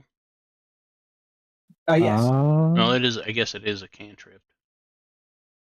Yep. And they're happening on different days, so the cooldown would have reset. Yep. Hey! Numbing tonics. Oh, that's cool. Wow. No, that's actually really good. Wow. Yeah. I made those in mind of Friendom, actually, in the like the frontline people who Oh my god. usually do. A refreshable amount of temp HP? Yeah. Oh. Yeah. At every turn, too. Yeah. That doesn't stack, right? Correct. Yes. You only get temp HP from one source. Yep. But this is temp HP. This is not your Mm-hmm. So Your you just soothing knock toucher. 5 damage off everything. Yeah. It's Got not it. healing. Yeah. It's temp HP. Yeah. Mhm. So, did you want to take all 4 of those? I mean, yeah, I'll take all 4. Boy. That's totally down for me. But we could also split up. Well, there's Yeah. I yeah. think because who's Spirit- going to take hits nearly every turn? Because it's not going to be me. I'm. It's like this. I'm looking at this as like 4 fight. Yeah. Yeah. Usually it's Friendom. So, Yeah. But if you- I'll give all 4 to you. I'll If grab you 'em. want to share those with other people, feel free. And we yeah, can I distribute can them. definitely hold on to them just Yeah. because I've got a bag of holding. Yeah. And if we want Oh, to that's right. distribute them before a fight or something like that, that's totally up to you. Yep, absolutely. So go ahead and just, if you've already received them, you can just drag them on to me. I don't think so. They're not in my inventory. Okay, I'll grab them. Oh, nope, they are. Oh, Boop. just from your inventory on top of me. Yep. Yep. Give us the friendom. Here you go. I thought Boy, you'd like this those, is just Friendom. I think this is just the start of us turning Friendom into a fucking rat ogre, Skaven style. Just getting fucking just like slammed with so much shit. We're just gonna get up to a door outside of a fight, just pump him full of drugs, and send him in to wreak havoc. It's like, all right, give me a sec here. It's like Dark Souls when you have to prep your buffs and you're just standing there That's a for lot 30 of cocaine. seconds. Time to kill some motherfuckers. So at the end of Monday, on Monday night, 'cause I realize there are 5 of you, so we can just do that for days of the week. Oh, You see Augustus in his house in the lunchroom, Oh boy. and they gesture you over. sure. I'll walk over and sit down. I'll go over and hop a squat across from Alyssa. I would like to point out that Spear probably has a comically high-piled plate of food, though. Oh, yeah, sorry. You'll have no idea where he's delete your light source. Friendum's got light on standby. Figure, lighting, global illumination. There we go. I forget that you can't see. Wonderful, right? Is there food already at the table, or is it just like a buffet? It magically appears. All right, cool. Oh no. I'll sit next to my buddy Yeah. Augustus. You're next to Augustus. Asher. That's Asher. Who's Yeah, my buddy? Asher. No. Isabella, Augustus, Delilah, Alyssa. I'll Mhm. sit across from Augustus. We got our two heavy boys at the end of the table. Guard dogs. Insert the extra wide meme music. So Augustus begins with, so I thought, and then Asher nudges Isabella, who rolls her eyes and nudges Augustus in response. And Augustus says, some members of my house believe that we should have a meeting of the minds to see where we're at, because in about 2 weeks, I think we should make the journey. That's probably when our exam is going to be for the semester, and then our summer break is in front of us. Are we leaving after the exam? Straight away, I think. It seems like time is of the essence here. Sounds good. Any objections? Time for me. So Augustus pulls out a piece of paper and starts writing down. So tell me everything you know. Ooh. Ready. So when the Big Bang happens. Elquin will start and say, I've been researching way past the walls. They're super thick. I know where the weak points are. But as far as getting through them, Retcon, you know ways to ascend and descend the wall. Correct. With like climbing gear. Yeah, but as far as getting through the wall, I still don't have anything yet. Okay. Does anyone know where the ruins are at yet? And Delilah pipes up, actually, that she regularly snuck away to the south side of the wall to look upstream, and on a particularly clear day, she thought she saw a tower far to the south. And she thinks that's where the destination should be. I think Spear Havoc could probably pipe up and say, yeah, that's... Because that would have been some of the stuff you would have researched. It's upstream. There's a lake up there somewhere. I don't know exactly where, but if we follow the river, we should be able to find it.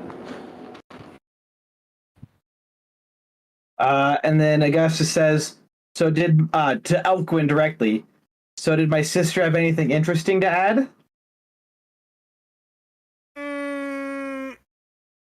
Yeah, just we're not supposed to trust people that lie to us. Basically, the consensus that our group came to. God, Siri, shut up. Alyssa. My phone was close enough.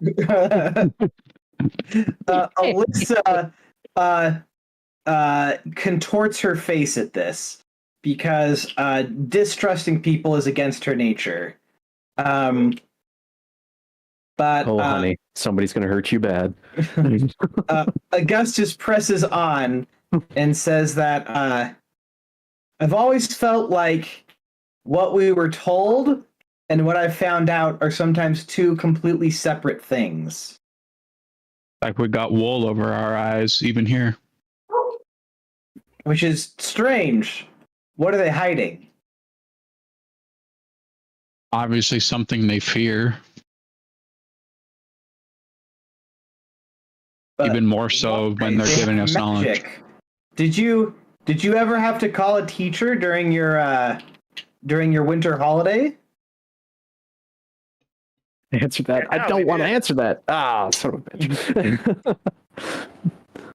I mean, we got thrown in like 1 or 2 bad spots, but they were incredibly powerful.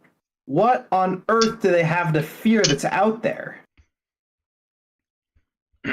Something that could bypass how powerful they are?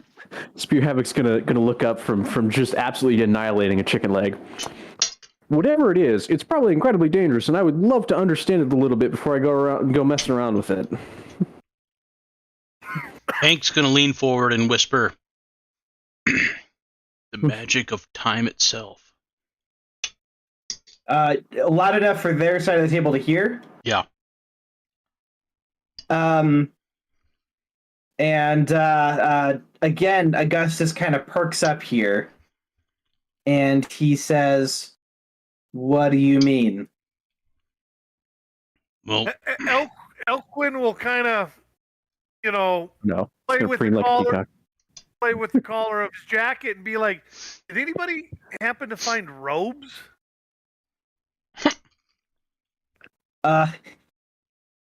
Augustus brushes this question off immediately. What do you mean, time magic?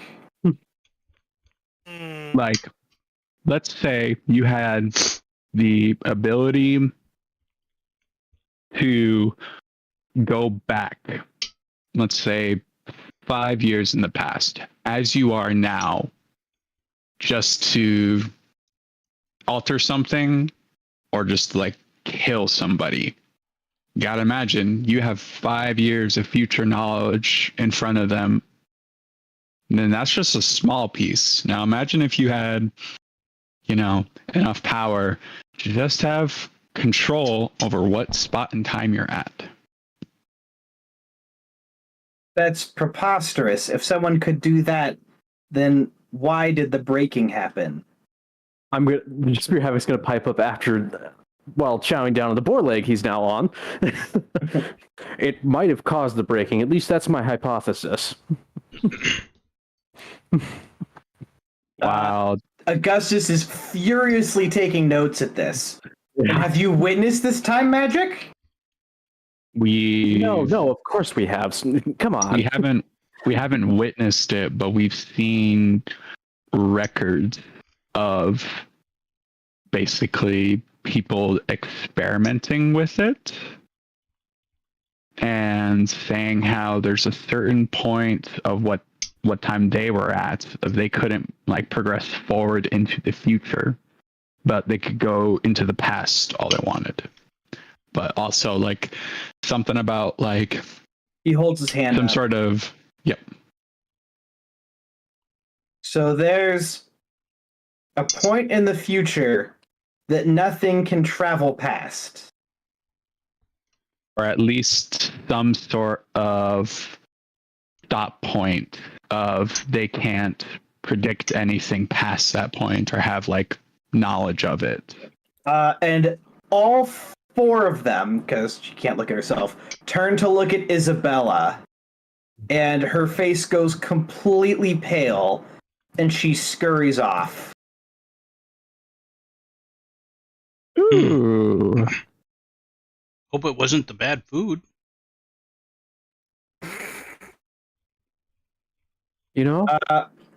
And Delilah is looking uncharacteristically serious. And she says, "Do you know that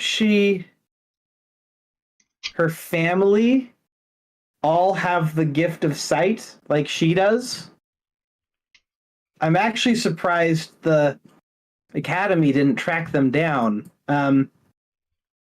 They thought that her mother would be the last one with the sight because all of them can't see past a certain point." Well, I guess that matches up.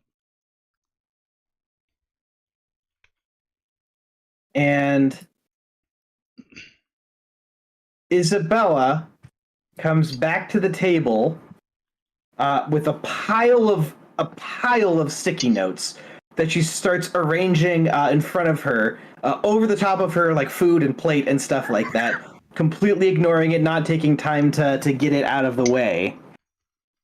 And she starts arranging it, and then it seems like they're kind of scattered. But you can see there's a clear right edge where sticky notes get up to, but they don't go past. And she says, "Summer 18, 876. Motherfucker. 2 days before my birthday? Are you kidding me? That's his summer, isn't it? No, it's 874. No. 874, and it ends 2 years. when? 2 years. So 2 years. So, looks like we're working on a deadline now. He says through his cornbread that he's scarfing. Elquin will just keep shoving his food onto Spear's plate. He's gonna happily eat it, man. just as you want less food, it just disappears. You can like force yourself to desire more food and then shovel it off your plate onto his, if you want to. Hey, Elquin knows feed the beast. Can Frindom look at her notes scattered across the table and see if he can, like, yeah, go ahead. Give me a knowledge foretelling. All right, cool. Or lore foretelling. All right, cool. So society, right? Lore foretelling. Oh, come on, man, throw me a bone. So that'd be your intelligence modifier plus your skill in lore foretelling. Damn. All right. Let it rip. Nat 20. Give me that foretelling lore. At this point, you start hearing expletives streaming from Lucas's microphone. Give me that 5% chance.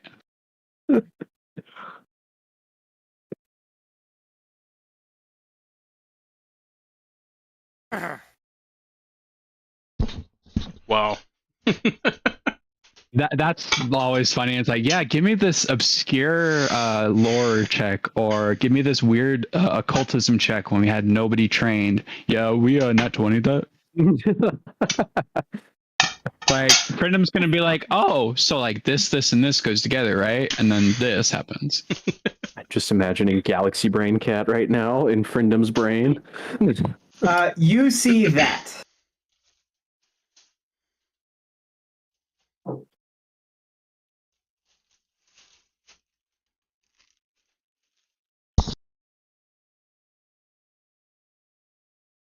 Huh.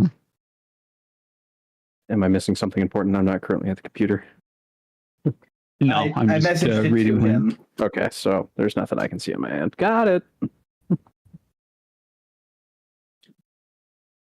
I'm gonna be like, what's the between these ones, and I'll point towards some with the ones and some with the two or the twos. She points towards the ones and says, "That's the past." Okay, so for some reason we got like some sort of glimpse of the past. So what's two? Possible futures. Okay. And then, just for curiosity's sake, 3? Possible futures. Not possible futures. Why is this one all the way over to the right here, 1? It's another possible future.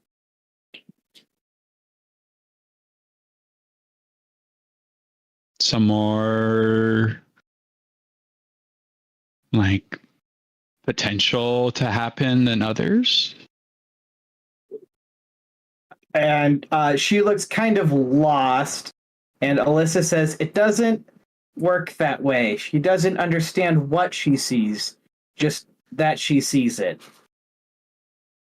Okay. Well, my bad. Yeah, I'll take a step back and then go back to my spot. Give me one final, this time blind perception check.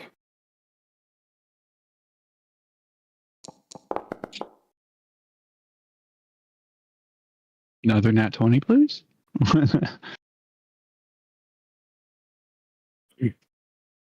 I believe if it's another nat 20, you'll hear Lucas go, "Session's over." Like, you know too much. Forbidden knowledge. If you speak about it, you will take damage. You will rocks while you die. Anyway, moving on.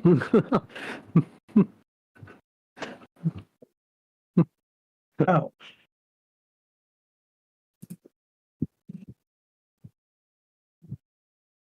Session's over, you fuckers. Sorry, I said, which one's the underwater one? It didn't save my note. Underwater. Oh, Windaroo or something.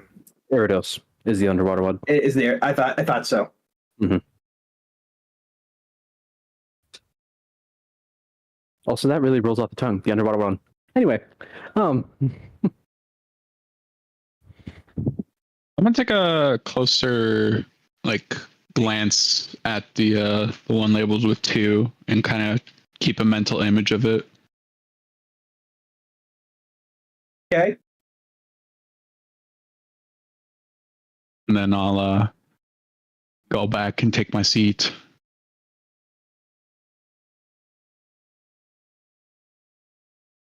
Elquin will look back at Augustus and be like, "Hey, everything you've been saying over the last little bit is how you want to be different than you were. You never answered my question about if you guys found any robes or anything."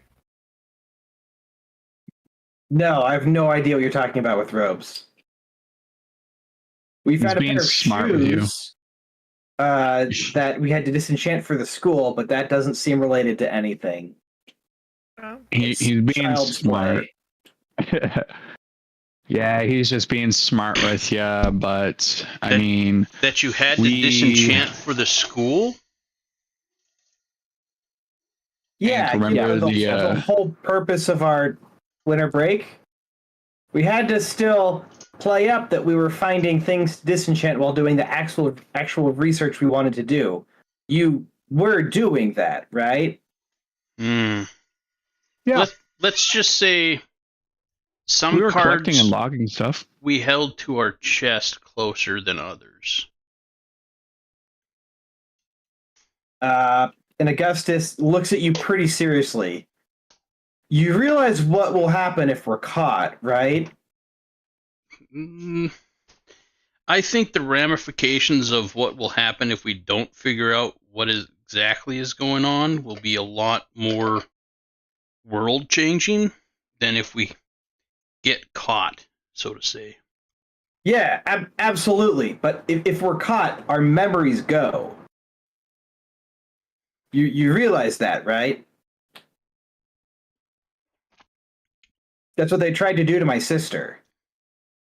So again, it would be up to the next class to run into the same things that we're like. Potentially stumble upon it. I feel like it would be a repeating cycle. If they could even succeed. So it is incredibly important that we maintain perception. And then it seems like we're walking the straight and narrow. Absolutely.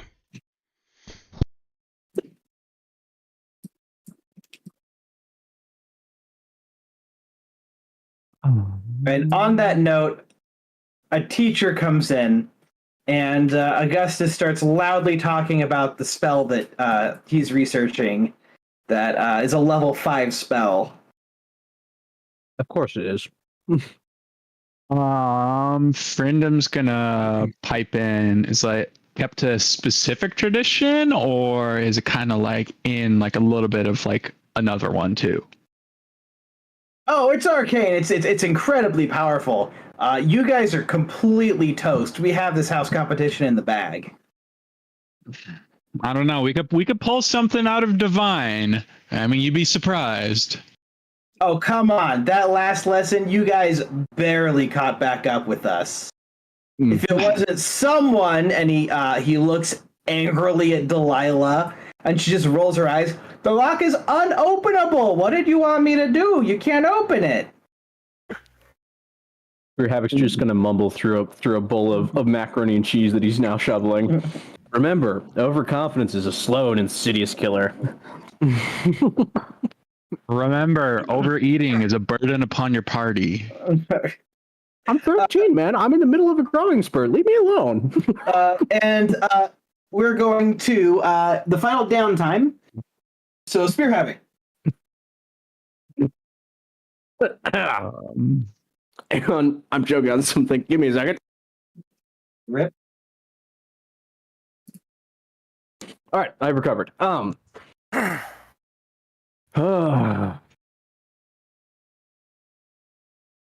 do I want to do with my downtime? Probably more research. I'm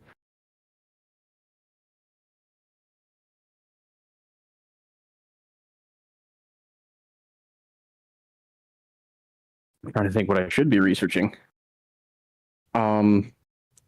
Would there be anything on Eridos and kind of what it was before the breaking?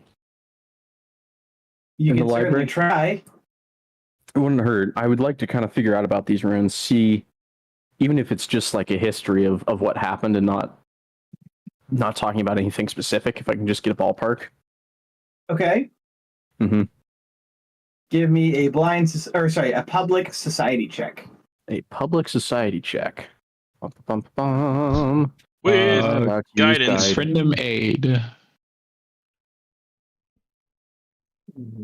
I could use guidance.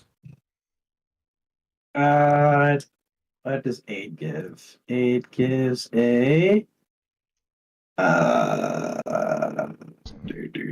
circumstance.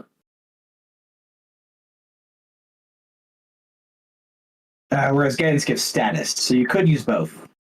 Awesome. Do you aid him? I mean, One person Nah. can aid. yeah, I'll let Elquin do it.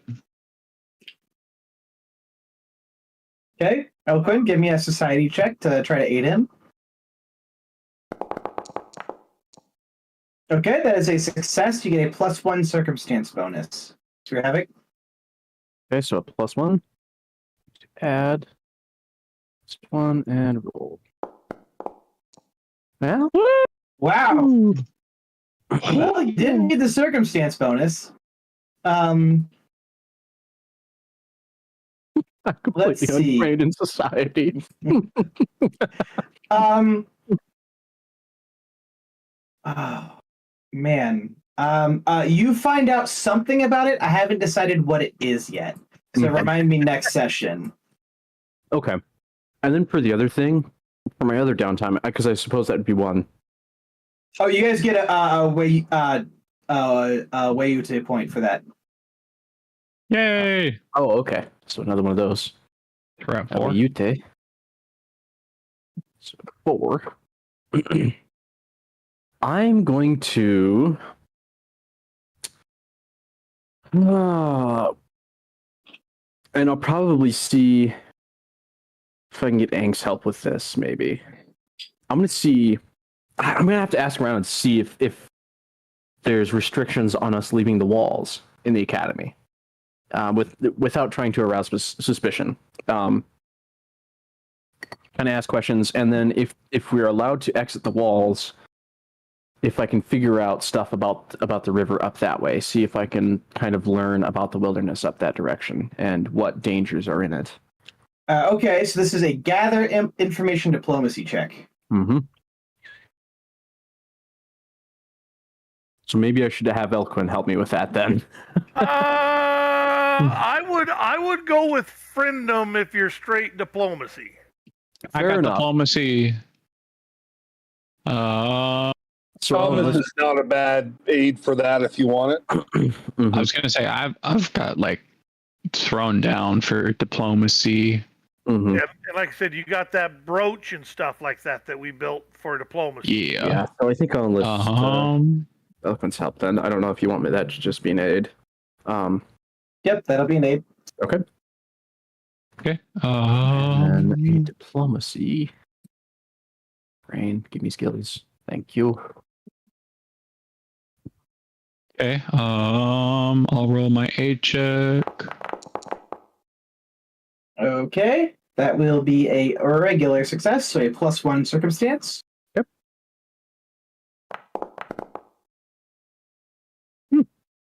Okay, all right.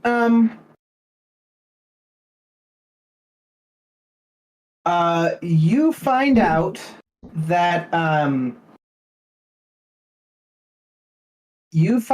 the school cannot monitor you or come to your aid when you go outside the walls. Okay. Hmm. But it's not strictly forbidden. It's heavily discouraged. Okay. You do find several stories about horrific maulings by animals outside the walls. We're talking about like claws vivisecting people. Hmm.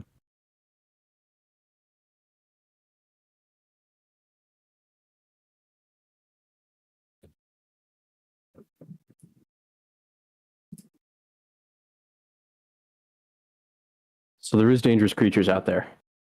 Okay. So that'll probably be my next downtime then. Okay. I'll have to do some research. We knew that from the claw marks. Yeah, but and now I know that we're allowed to go out there, and I haven't gotten in trouble for asking, and haven't aroused suspicion, hopefully, about us maybe thinking about going outside the walls.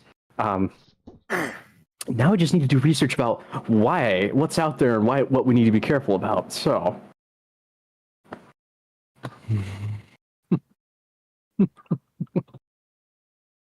But I think that's it for my downtime then. Who's up next again? And Yes, for them.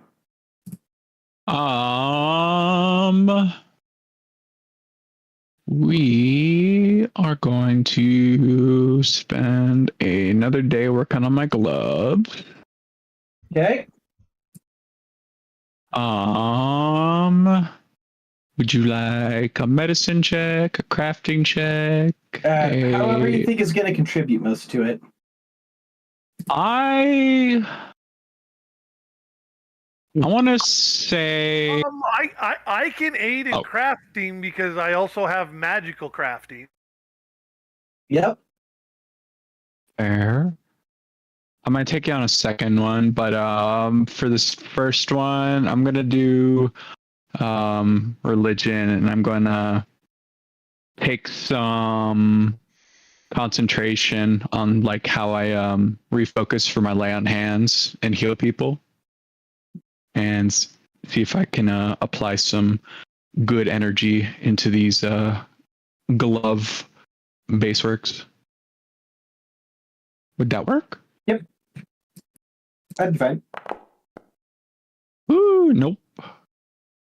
That's a negative. Alrighty. My second day. I going.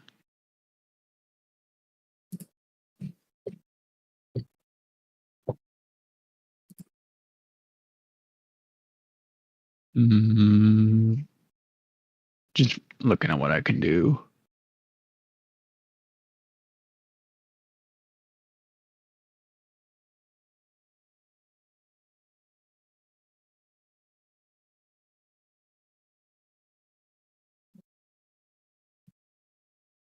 I think I might spend a day and try and retrain one of my cantrips. Okay. You succeed. Okay. You can move on from me. I'll tell you what I change it out to. Gotcha. Elquin. I'm gonna go over to Spear and say, okay, so from what you gathered, we can go outside the wall, right? Correct. Okay, like we don't get punished or anything like that? It's heavily discouraged because they can't render assistance to us if something goes wrong. Okay. Well, I would like to go. I guess that's a question I should ask earlier. Is there like an engineering teacher here? There are teachers with engineering experience. Okay, I would like to go up to one of them and ask, going, okay, so these cars, they run on magic and stuff like that. My buddy in nature, he's Spear. He's kind of teaching me, how to like live in nature and stuff like that. Because, well, I'm a city boy. There's no doubt about it. And he was telling me about how there's these animals and stuff outside the walls. Like does the flying cars? Oh, sorry. Does the magic of the flying cars stop at the walls? Because he said you wouldn't be able to come out and aid us. So does that mean magic just doesn't work outside the walls, or does it still work outside the walls? I think thematically a deception check is appropriate here. Oh shit. Yeah, because we don't want to let on that we're thinking about going outside the walls. Very definitely, yes, please, sir. No, I was just asking questions because I better want to understand stuff like how stuff works and whatnot. Like, I just think you guys are trying to be like evasive with the teachers a little bit, and that's why deception is. I was going to say, you saw what happened whenever I talked to the Druid teacher. What do you think is going to happen if you ask questions like that without trying to phrase it? Like I said, I was just trying to piggyback off of you asking about going outside the walls and stuff. But I'll roll it if I could get some help. Yeah, that's fine. Yeah, I think that's an ank. Ank, you're up. Deception? Yeah, I think so. Or guidance first as well. I think it's further up. You can just drag it onto your characteristics, yeah, but...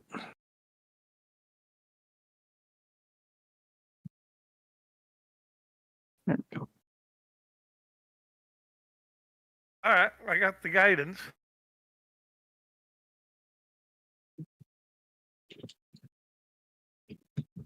Deception.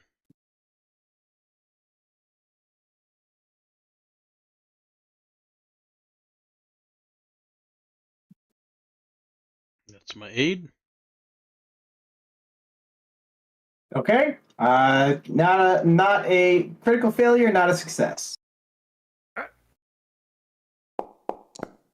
Oh, damn it, that was supposed to be blind. No, it's not. That's fine. Oh, okay. All right. That's that is a success. He says this is strictly curiosity speaking, right? Yes. Yes, sir. So there are crystals under the walls that nullify magic. It has the side effect of stopping magic from activating near the walls, but it is mostly to stop magic from getting in. Mm. Okay.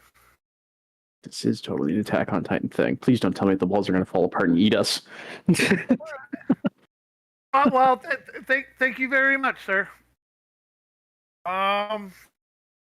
And I'll go back and share that information with the group. And my... Go ahead. Go ahead. Yeah, go. I can work off of what you go off of. Okay. My second day of downtime is I am going to put a tap in Gregory's cage, and I am gonna start bottling some hallucinogenic fumes. Okay, give me a crafting check to properly siphon this. Oh, we got We're this.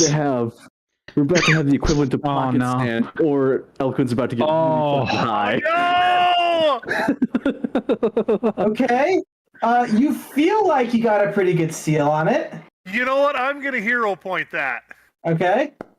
Oh no. Okay. It'll be worse. Oh, okay. All right. Okay.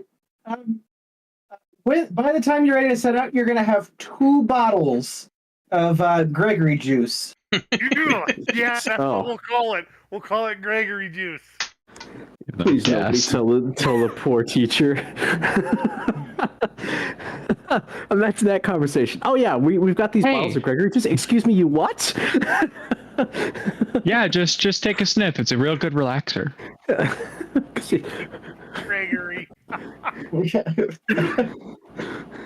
Because I don't know if you guys remember, but his name is also Gregory. So if we talk about Gregory Yep. juice in front of him, he's going to get real concerned. Gregory juice in front of Gregory Banks. Oof. Well, like I said, we did also make him a pedophile, so Damn. I don't know where that came from, but okay. Yeah, I was like, okay, so moving swiftly along. Yeah. Thomas. Thomas is gonna. He was really interested in what Spear Havoc said about the animals, so he's gonna start doing a little research around the library to see what kind of animals are documented outside the wall. Okay. Give me a very hard nature check. Blind or public? Public. I'll assist. Oh shit! Oh, what? Doesn't it? Or that. Very, very hard, I guess. Okay, so I'm giving you a pocket critical succeed on the recall knowledge on an animal outside the walls. So you can turn in your pass to get a free no action recall knowledge of a critical success on an animal outside the walls. nice. I will accept that. Specifically, it has to be a beast. What beast made the mark outside? The marks on the wall. This is for when you're outside the wall. What about that? Okay, and that's what I thought. Yeah, so like if we get in a fight with beasts out in the woods, then you can spend that to get a free recall knowledge on them. And that's what I thought that he said on specific beast. So I'm like, oh, maybe I'm supposed to ask. Okay, good. Yeah, this is me not knowing what it's going to be, and but Thomas knowing slightly what it's going to be. The one time where the character knows more than the player. Yep. Gotcha. So once we're outside the wall, we see a beast I can use. Yep. All right. My second downtime. I don't want to do that. To me, that's metagaming. I want to go check out this pool in the middle of the room. Sorry, guys, I'm not sure what to do. Okay. So this is the scrying table. Let's see.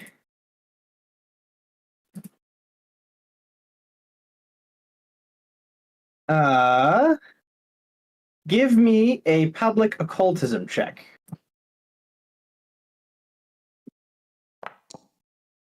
Oh, fuck. I'm going to hero point that. I'm not sure we're going to be doing much else tonight. Yeah, a little better.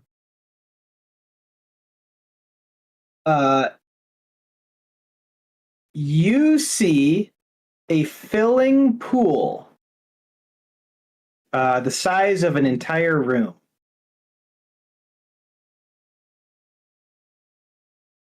In the depths of the water. I'm going to turn around and tell all of my companions about this. And hey, I don't know what this is, but this thing looks amazing. Get up here, look at it. And that will end my second. And when they look at it, the surface of the pool is again glassy and unreflective. I don't know what you're seeing, mate. I mean, it looks nice, but yeah.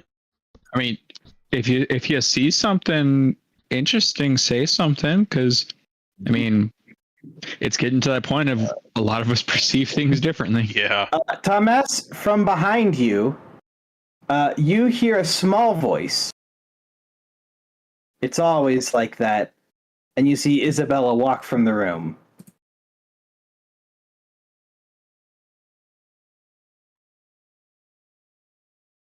All right, I'm gonna follow her and ask her some questions. If I'm still on my day of downtime or not. Yeah. Okay. You follow Isabella. What are you asking her? I'm gonna ask her what she sees. Has she ever touched it? Has she ever gone in?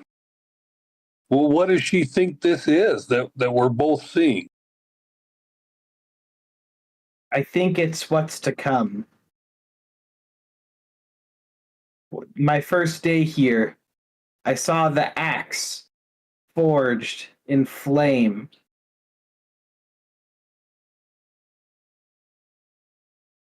The next day, I saw an axe quenched in water. The third day, I saw something that I dare not repeat, and she mysteriously walks away. Ooh. It I'm was gonna run death. back through the group and then We saw repeat her all parents' that. porno. Oh God! I'm Something you gonna dare not repeat.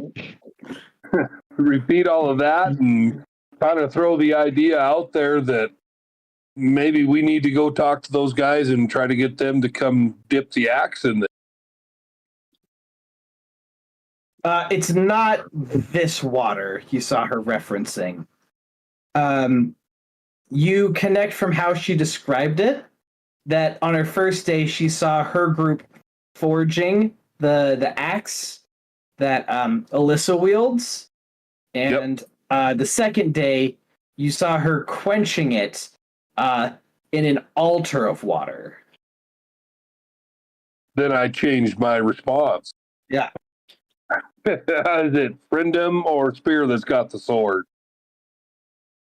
Spear has the sword. I'm going to say Spear. I think you need to go put that sword in there and give that a quench. Is it actually water? You can't really tell what it is. It's very shiny, but it doesn't reflect anything. I'm gonna poke it. Your hand stops short. Huh. No can do. I don't think that's gonna work. Do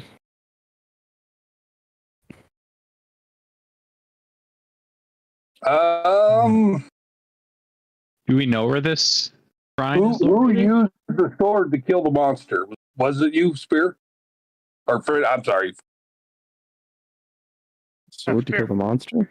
I think it was me. Yeah, the spear. Yeah, it was Spear. It was Spear. Okay. I was trying to wonder if maybe it had something to do with who was honorable enough. Well, No, I mean, who the could sword's roll not a very D20? happy with us, but you know. Yeah, it was literally who could roll a d20. Well, and even like headcanon, like even if it shows Spear's not worthy yet. He's got some growing to do. Do we know where this shrine is located? I've described everything your characters know. presuming I it's think under if we I am presuming it's under the lake. That's what the context clues are giving me.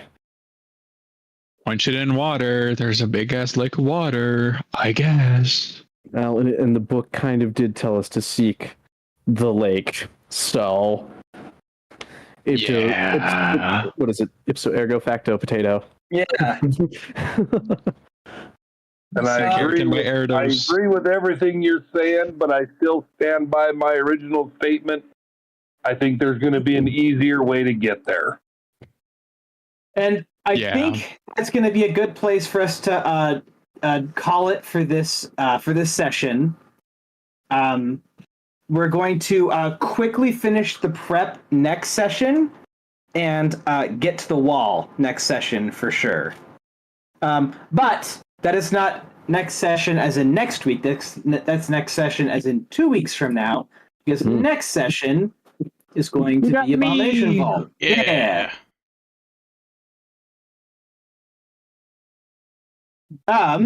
We get to let the forever DM play a little bit.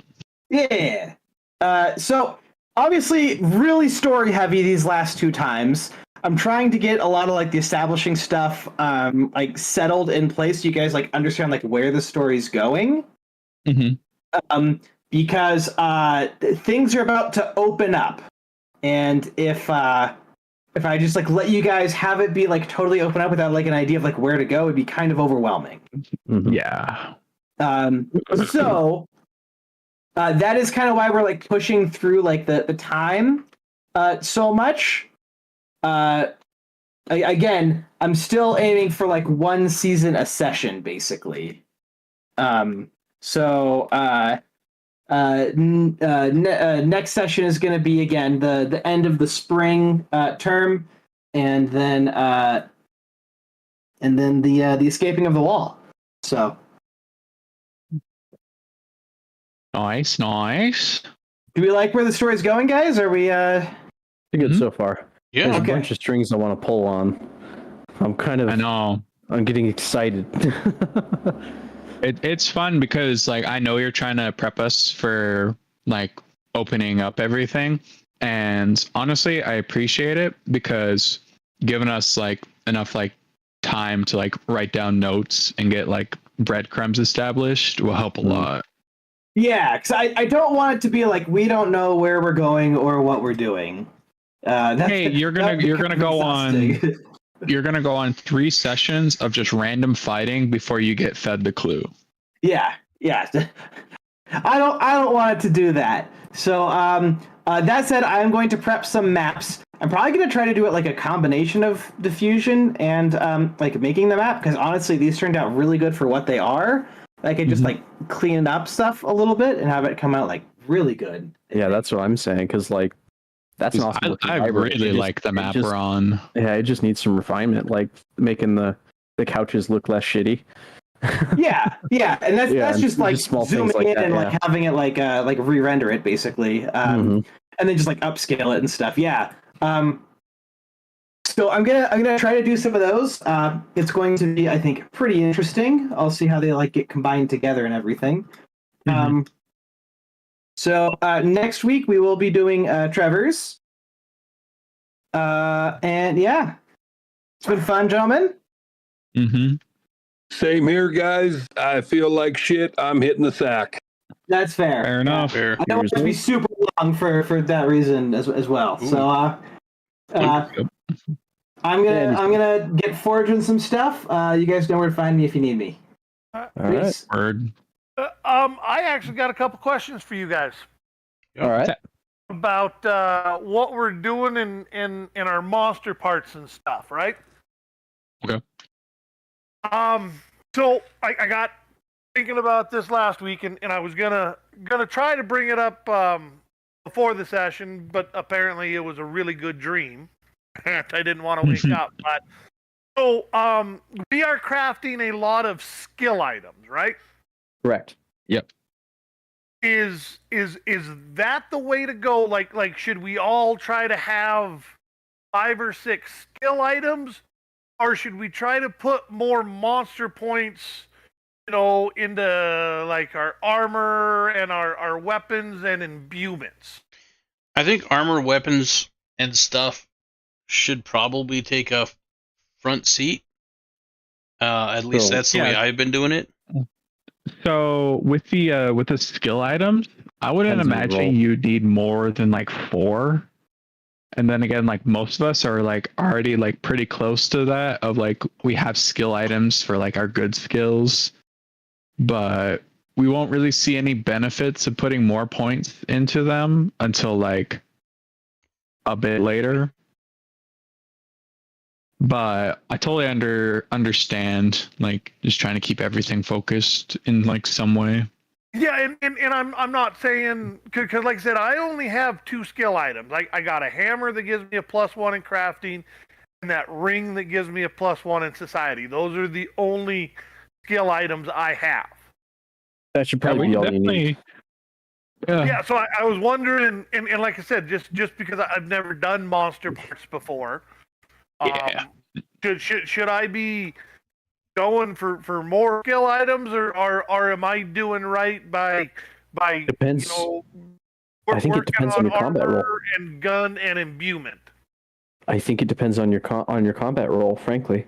Because like Frindom absolutely should be focusing mostly on weapons and armor. Because he's our tank. Like that's his thing. He is combat dude. You probably should be putting stuff into your weapon as well because you're our range guy. Yeah. You're kind of our main damage dealer outside of spells.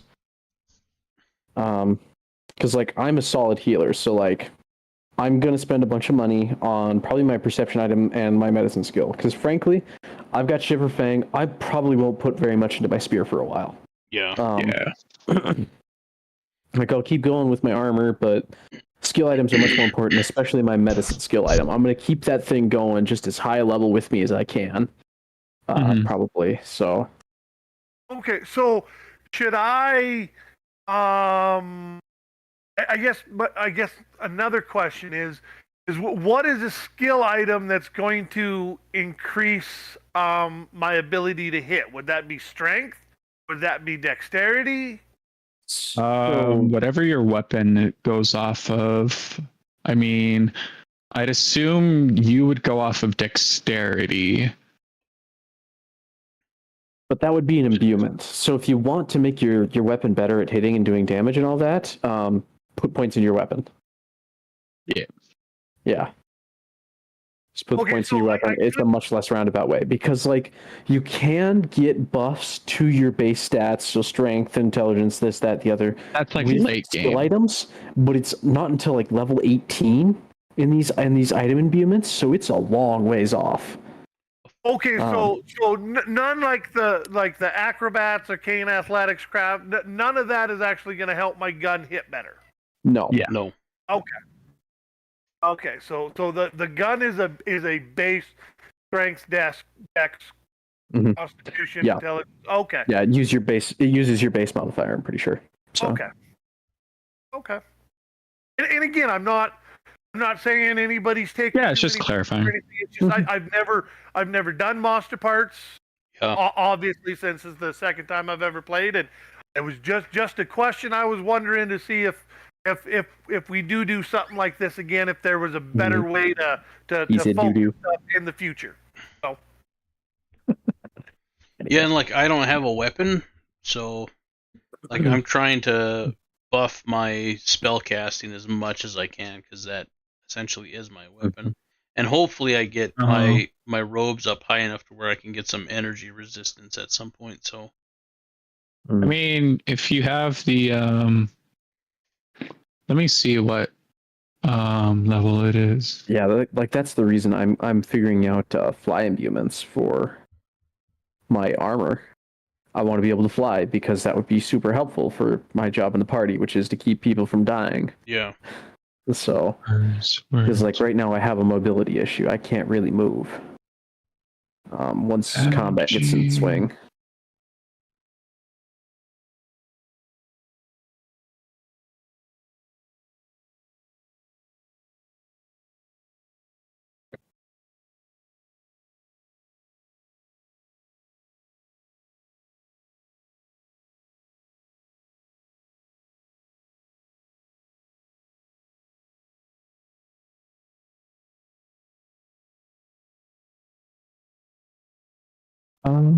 Wait.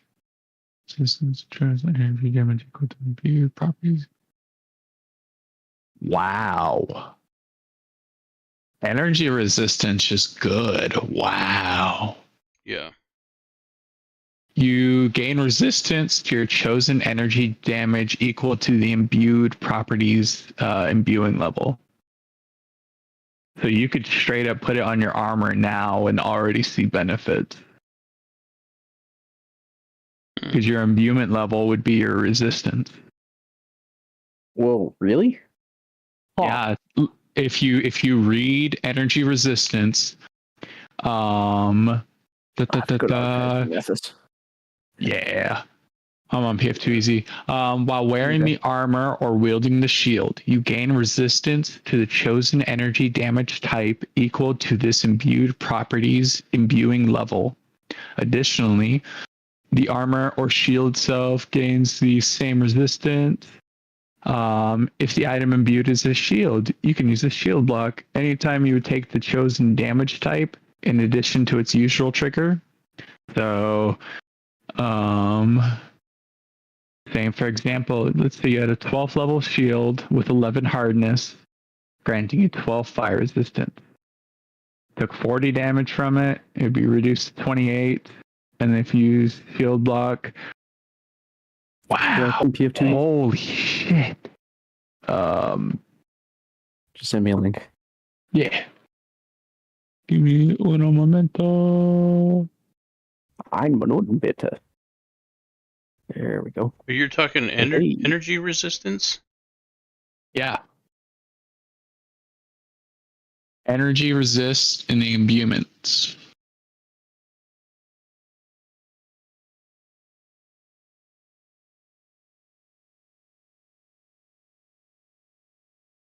Uh, 70.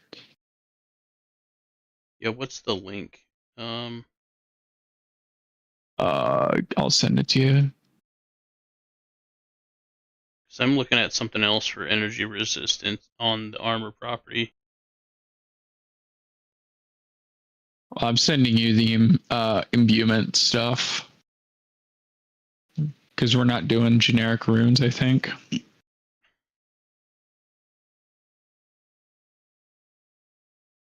But yeah, if yeah, look at the second half of it, like when it's giving you the example. 40 damage to 5.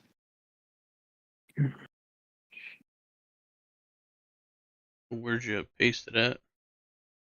I sent it to you over Discord on a message. Oh, gotcha.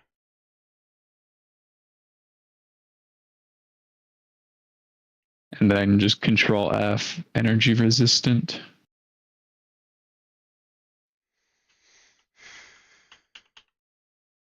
Yeah, honestly, this would be like the only thing I would put for my shield. Because that shield block reaction would be great. Yeah. Yeah, because then it doesn't do full fire damage to your shield, for example. It would do less because of that's kind of nice. Mm-hmm. But the shield block, essentially, I wouldn't have to put energy resistance on my armor. I could just put it on my shield if I wanted to, and I could double block that.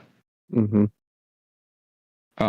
I will be back. I have got to go to the bathroom, but I'll still be on call. I think I'm heading back to my beddy bed. Mm-hmm. Fair enough. I will talk to you boys next week. I will try to be on time next week. Yeah. I will be too if I'm not playing. Yeah. That was funny though. Just like the moment I saw Baldur's Gate, I'm like, he has no clue. It was literally, I didn't even read your message for like the first few minutes. I just heard Discord and I'm like, oh, it's time. I don't know. Playing another game, I think, is a lot better reason than snoring in your bed. I don't know. At least you were getting. Hey man, you're catching those Z's. You gotta. Yeah. Yeah, because half hour I put work this morning really took it out of me. I mean, you'd be surprised. All right, see you boys. See you, man. See y'all. Did you guys have any more questions or anything you want to talk about? Yeah, I think so. I mean, I kind of want to gush about potential story shit, but I think your that energy resistance. You look up, well, yada yada yada. You gain resistance to the chosen energy damage type equal to this imbued property's imbuing level. Yep. So you know how we have different imbuement levels? Yeah, it would be the same as getting the level, like the first level energy resistant, which is a +5 to whatever energy level.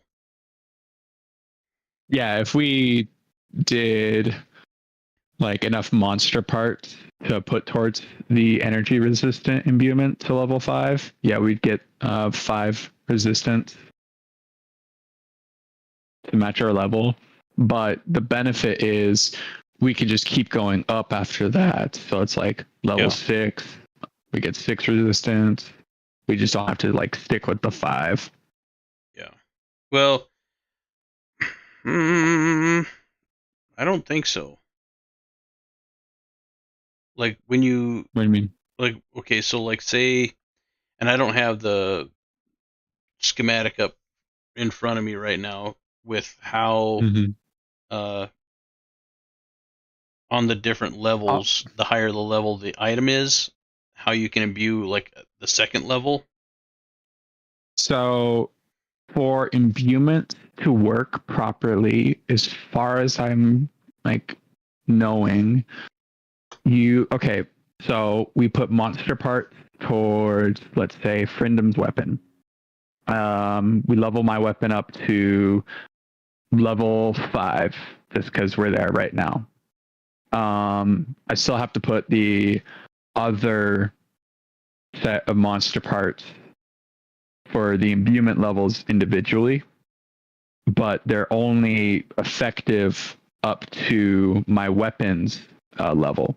So I could, let's say, put 600 gold for whatever reason towards my imbuement. It could be like literally maxed out to like whatever my weapon will match it. But my weapon level will restrict the imbuement level. Yeah. But like, so for example, okay, go ahead. Go ahead. I'm just trying to best explain my answers, so just keep going with your questions. So my question was like, so there's energy resistant, and then there's energy resistant greater. Okay, so since we're working with the monster part system, we are not touching the rune system, as far as I know. So like the energy resistant rune and the greater energy resistant rune would be like a separate system to this. That, or I think you'd have to talk with Lucas about whether or not you want to do a rune in your weapon or an imbuement. Oh, that's the other thing. The healer's gloves. What's the deal with that? I didn't know what Lucas wanted to do with creating magic items. Mm-hmm. Just because like we're doing like a magic is secret world. So I was just trying to like think of like a good way to like create magic items so we could still like benefit from them, but still have it to where like we kind of like work towards it. Mm-hmm. So, damn, hell of a voice crack there. Healer's gloves are just fucking sexy pieces of equipment because like once per day you get like 1d8 plus 5, and you can just like use it on yourself. So for me, I always used it as like a really nice like backup heal, or like, oh hey, people are suddenly dropping, let me one action get somebody up without having to worry about anything and then continue the fight. Is that what healer's gloves do? They just revive somebody? Or So it's a one action heal with touch, but the benefit is you don't need like any sort of like spell capacity because it's just a magical effect, but it's just a once per day. Okay, What so I used it. It's the same as having a heal spell on an item as an imbuement. Got it. Basically, yeah. What I used it a lot for like my like melee characters. If I wasn't like using it to like actively like heal myself and like I had like versatility for what I could do, I would just use it most of the time on like other characters. Just be like, oh hey, somebody dropped you to 0, I'm right here, hey, get up buddy. Just one action, then I don't even have to like restrict anything else I'm doing besides action count. Okay. I liked it because it's versatile, but I don't know. There's also just like some magic items that I've been like kind of looking towards making, and that like thematically can fit to what we're doing too. Because my next thing I want to do is a spell guard shield, which can give you a +2 to your saving throws if you have your shield raised. He's been burnt. He doesn't want to go back. Sure, I'm going after that shield. Yeah. Any other questions, boys?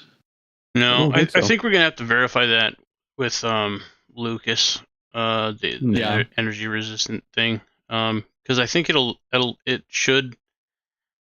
If I had to, what I was gathering from what you were saying, like if you get it to level 5 and then you can put your imbuement in, it's a +5 resist. When that item gets to level 6, it's now a level it's +6 resist. So imbuement levels and item levels are separate. The imbuement level can't go above the item level, and the imbuement level is what determines the amount of damage that you're resisting, and is the same amount of damage as the imbuement level. So yeah, like you say, if the imbuement level is 6, you take away 6 damage from whatever energy it is that it's resistant to. That clear So- up well? I'm still just like struggling to see where you're struggling. I don't know. Maybe it's because this try- is the try first time rephrasing I've your ever done question. monster parts before. So, and like this whole type of like leveling stuff up. Yeah. And I've So- been bitten in the Yeah, ass it's kinda- so many times by reading stuff one way and it actually being something completely fucking different. So I tend to err on the side of it being the less awesome of the two choices. So Yeah. Like From I what say, I'm viewing, the monster part system is just an alternate rule set to like regular items and runes for weapons and armor.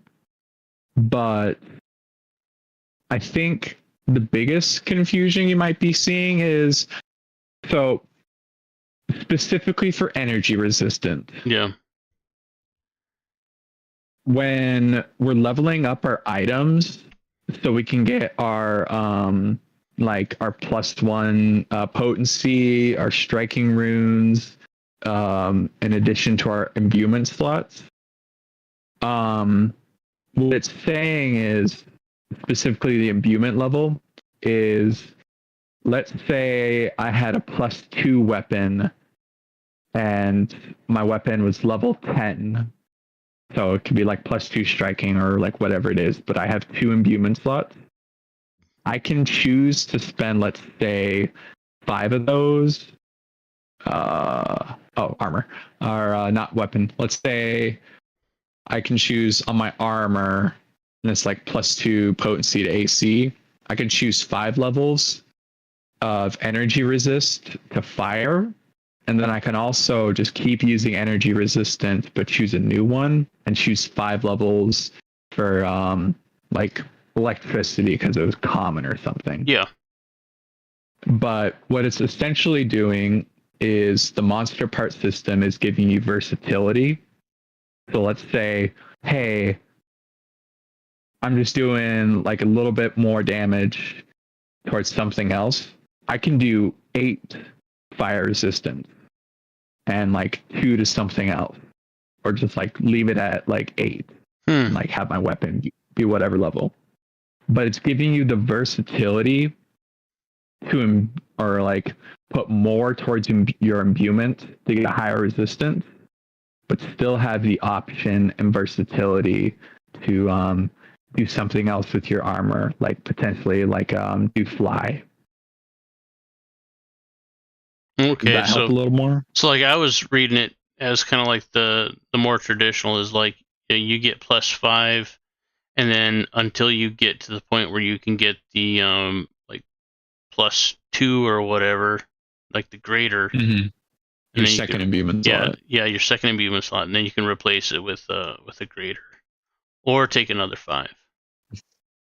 Nope, it's what you're confusing it is you're looking at the runes at like Path Builder, but the monster part system honestly does not even like touch or reference any of that.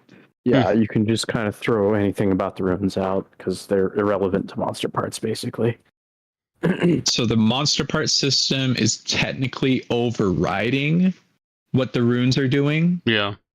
So when you're reading up on the energy resistance, it's going to say, oh, hey, the rune gives you 5 resistance, but the imbuement lets you choose how much resistance you want, Okay. if that helps. Yeah, I think so. Okay.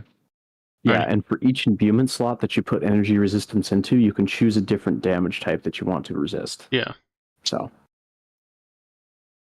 But yeah, I think I have it pretty close, but obviously, like, you can iron it out with Lucas. Yeah, if I have any further questions. Alrighty, guys. I'm going to Yeah. take off and finish up the stream and try to maybe review the stream to see where I was abducted by aliens. Alrighty, have a good night, man. Alright, see you, man. Alright, like I said, yeah, don't know when I went unconscious, but apparently there was some time in there where people were trying to get a hold of me, and I'm like, I never left my chair. I don't remember falling asleep. I don't remember. Yeah, no idea.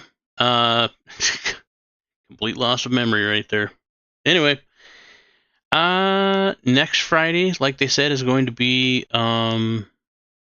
Abomination Vaults. A little bit different campaign, but well, a lot different in the terms of how we get our equipment, as we were just discussing. But yeah, it's I can't wait to get back into my frontline War Priest and play with him a little bit more. And thank you all for chiming in, hanging out. I do appreciate it. And I can't wait to see you guys in the next one. Have a good day and or a good night.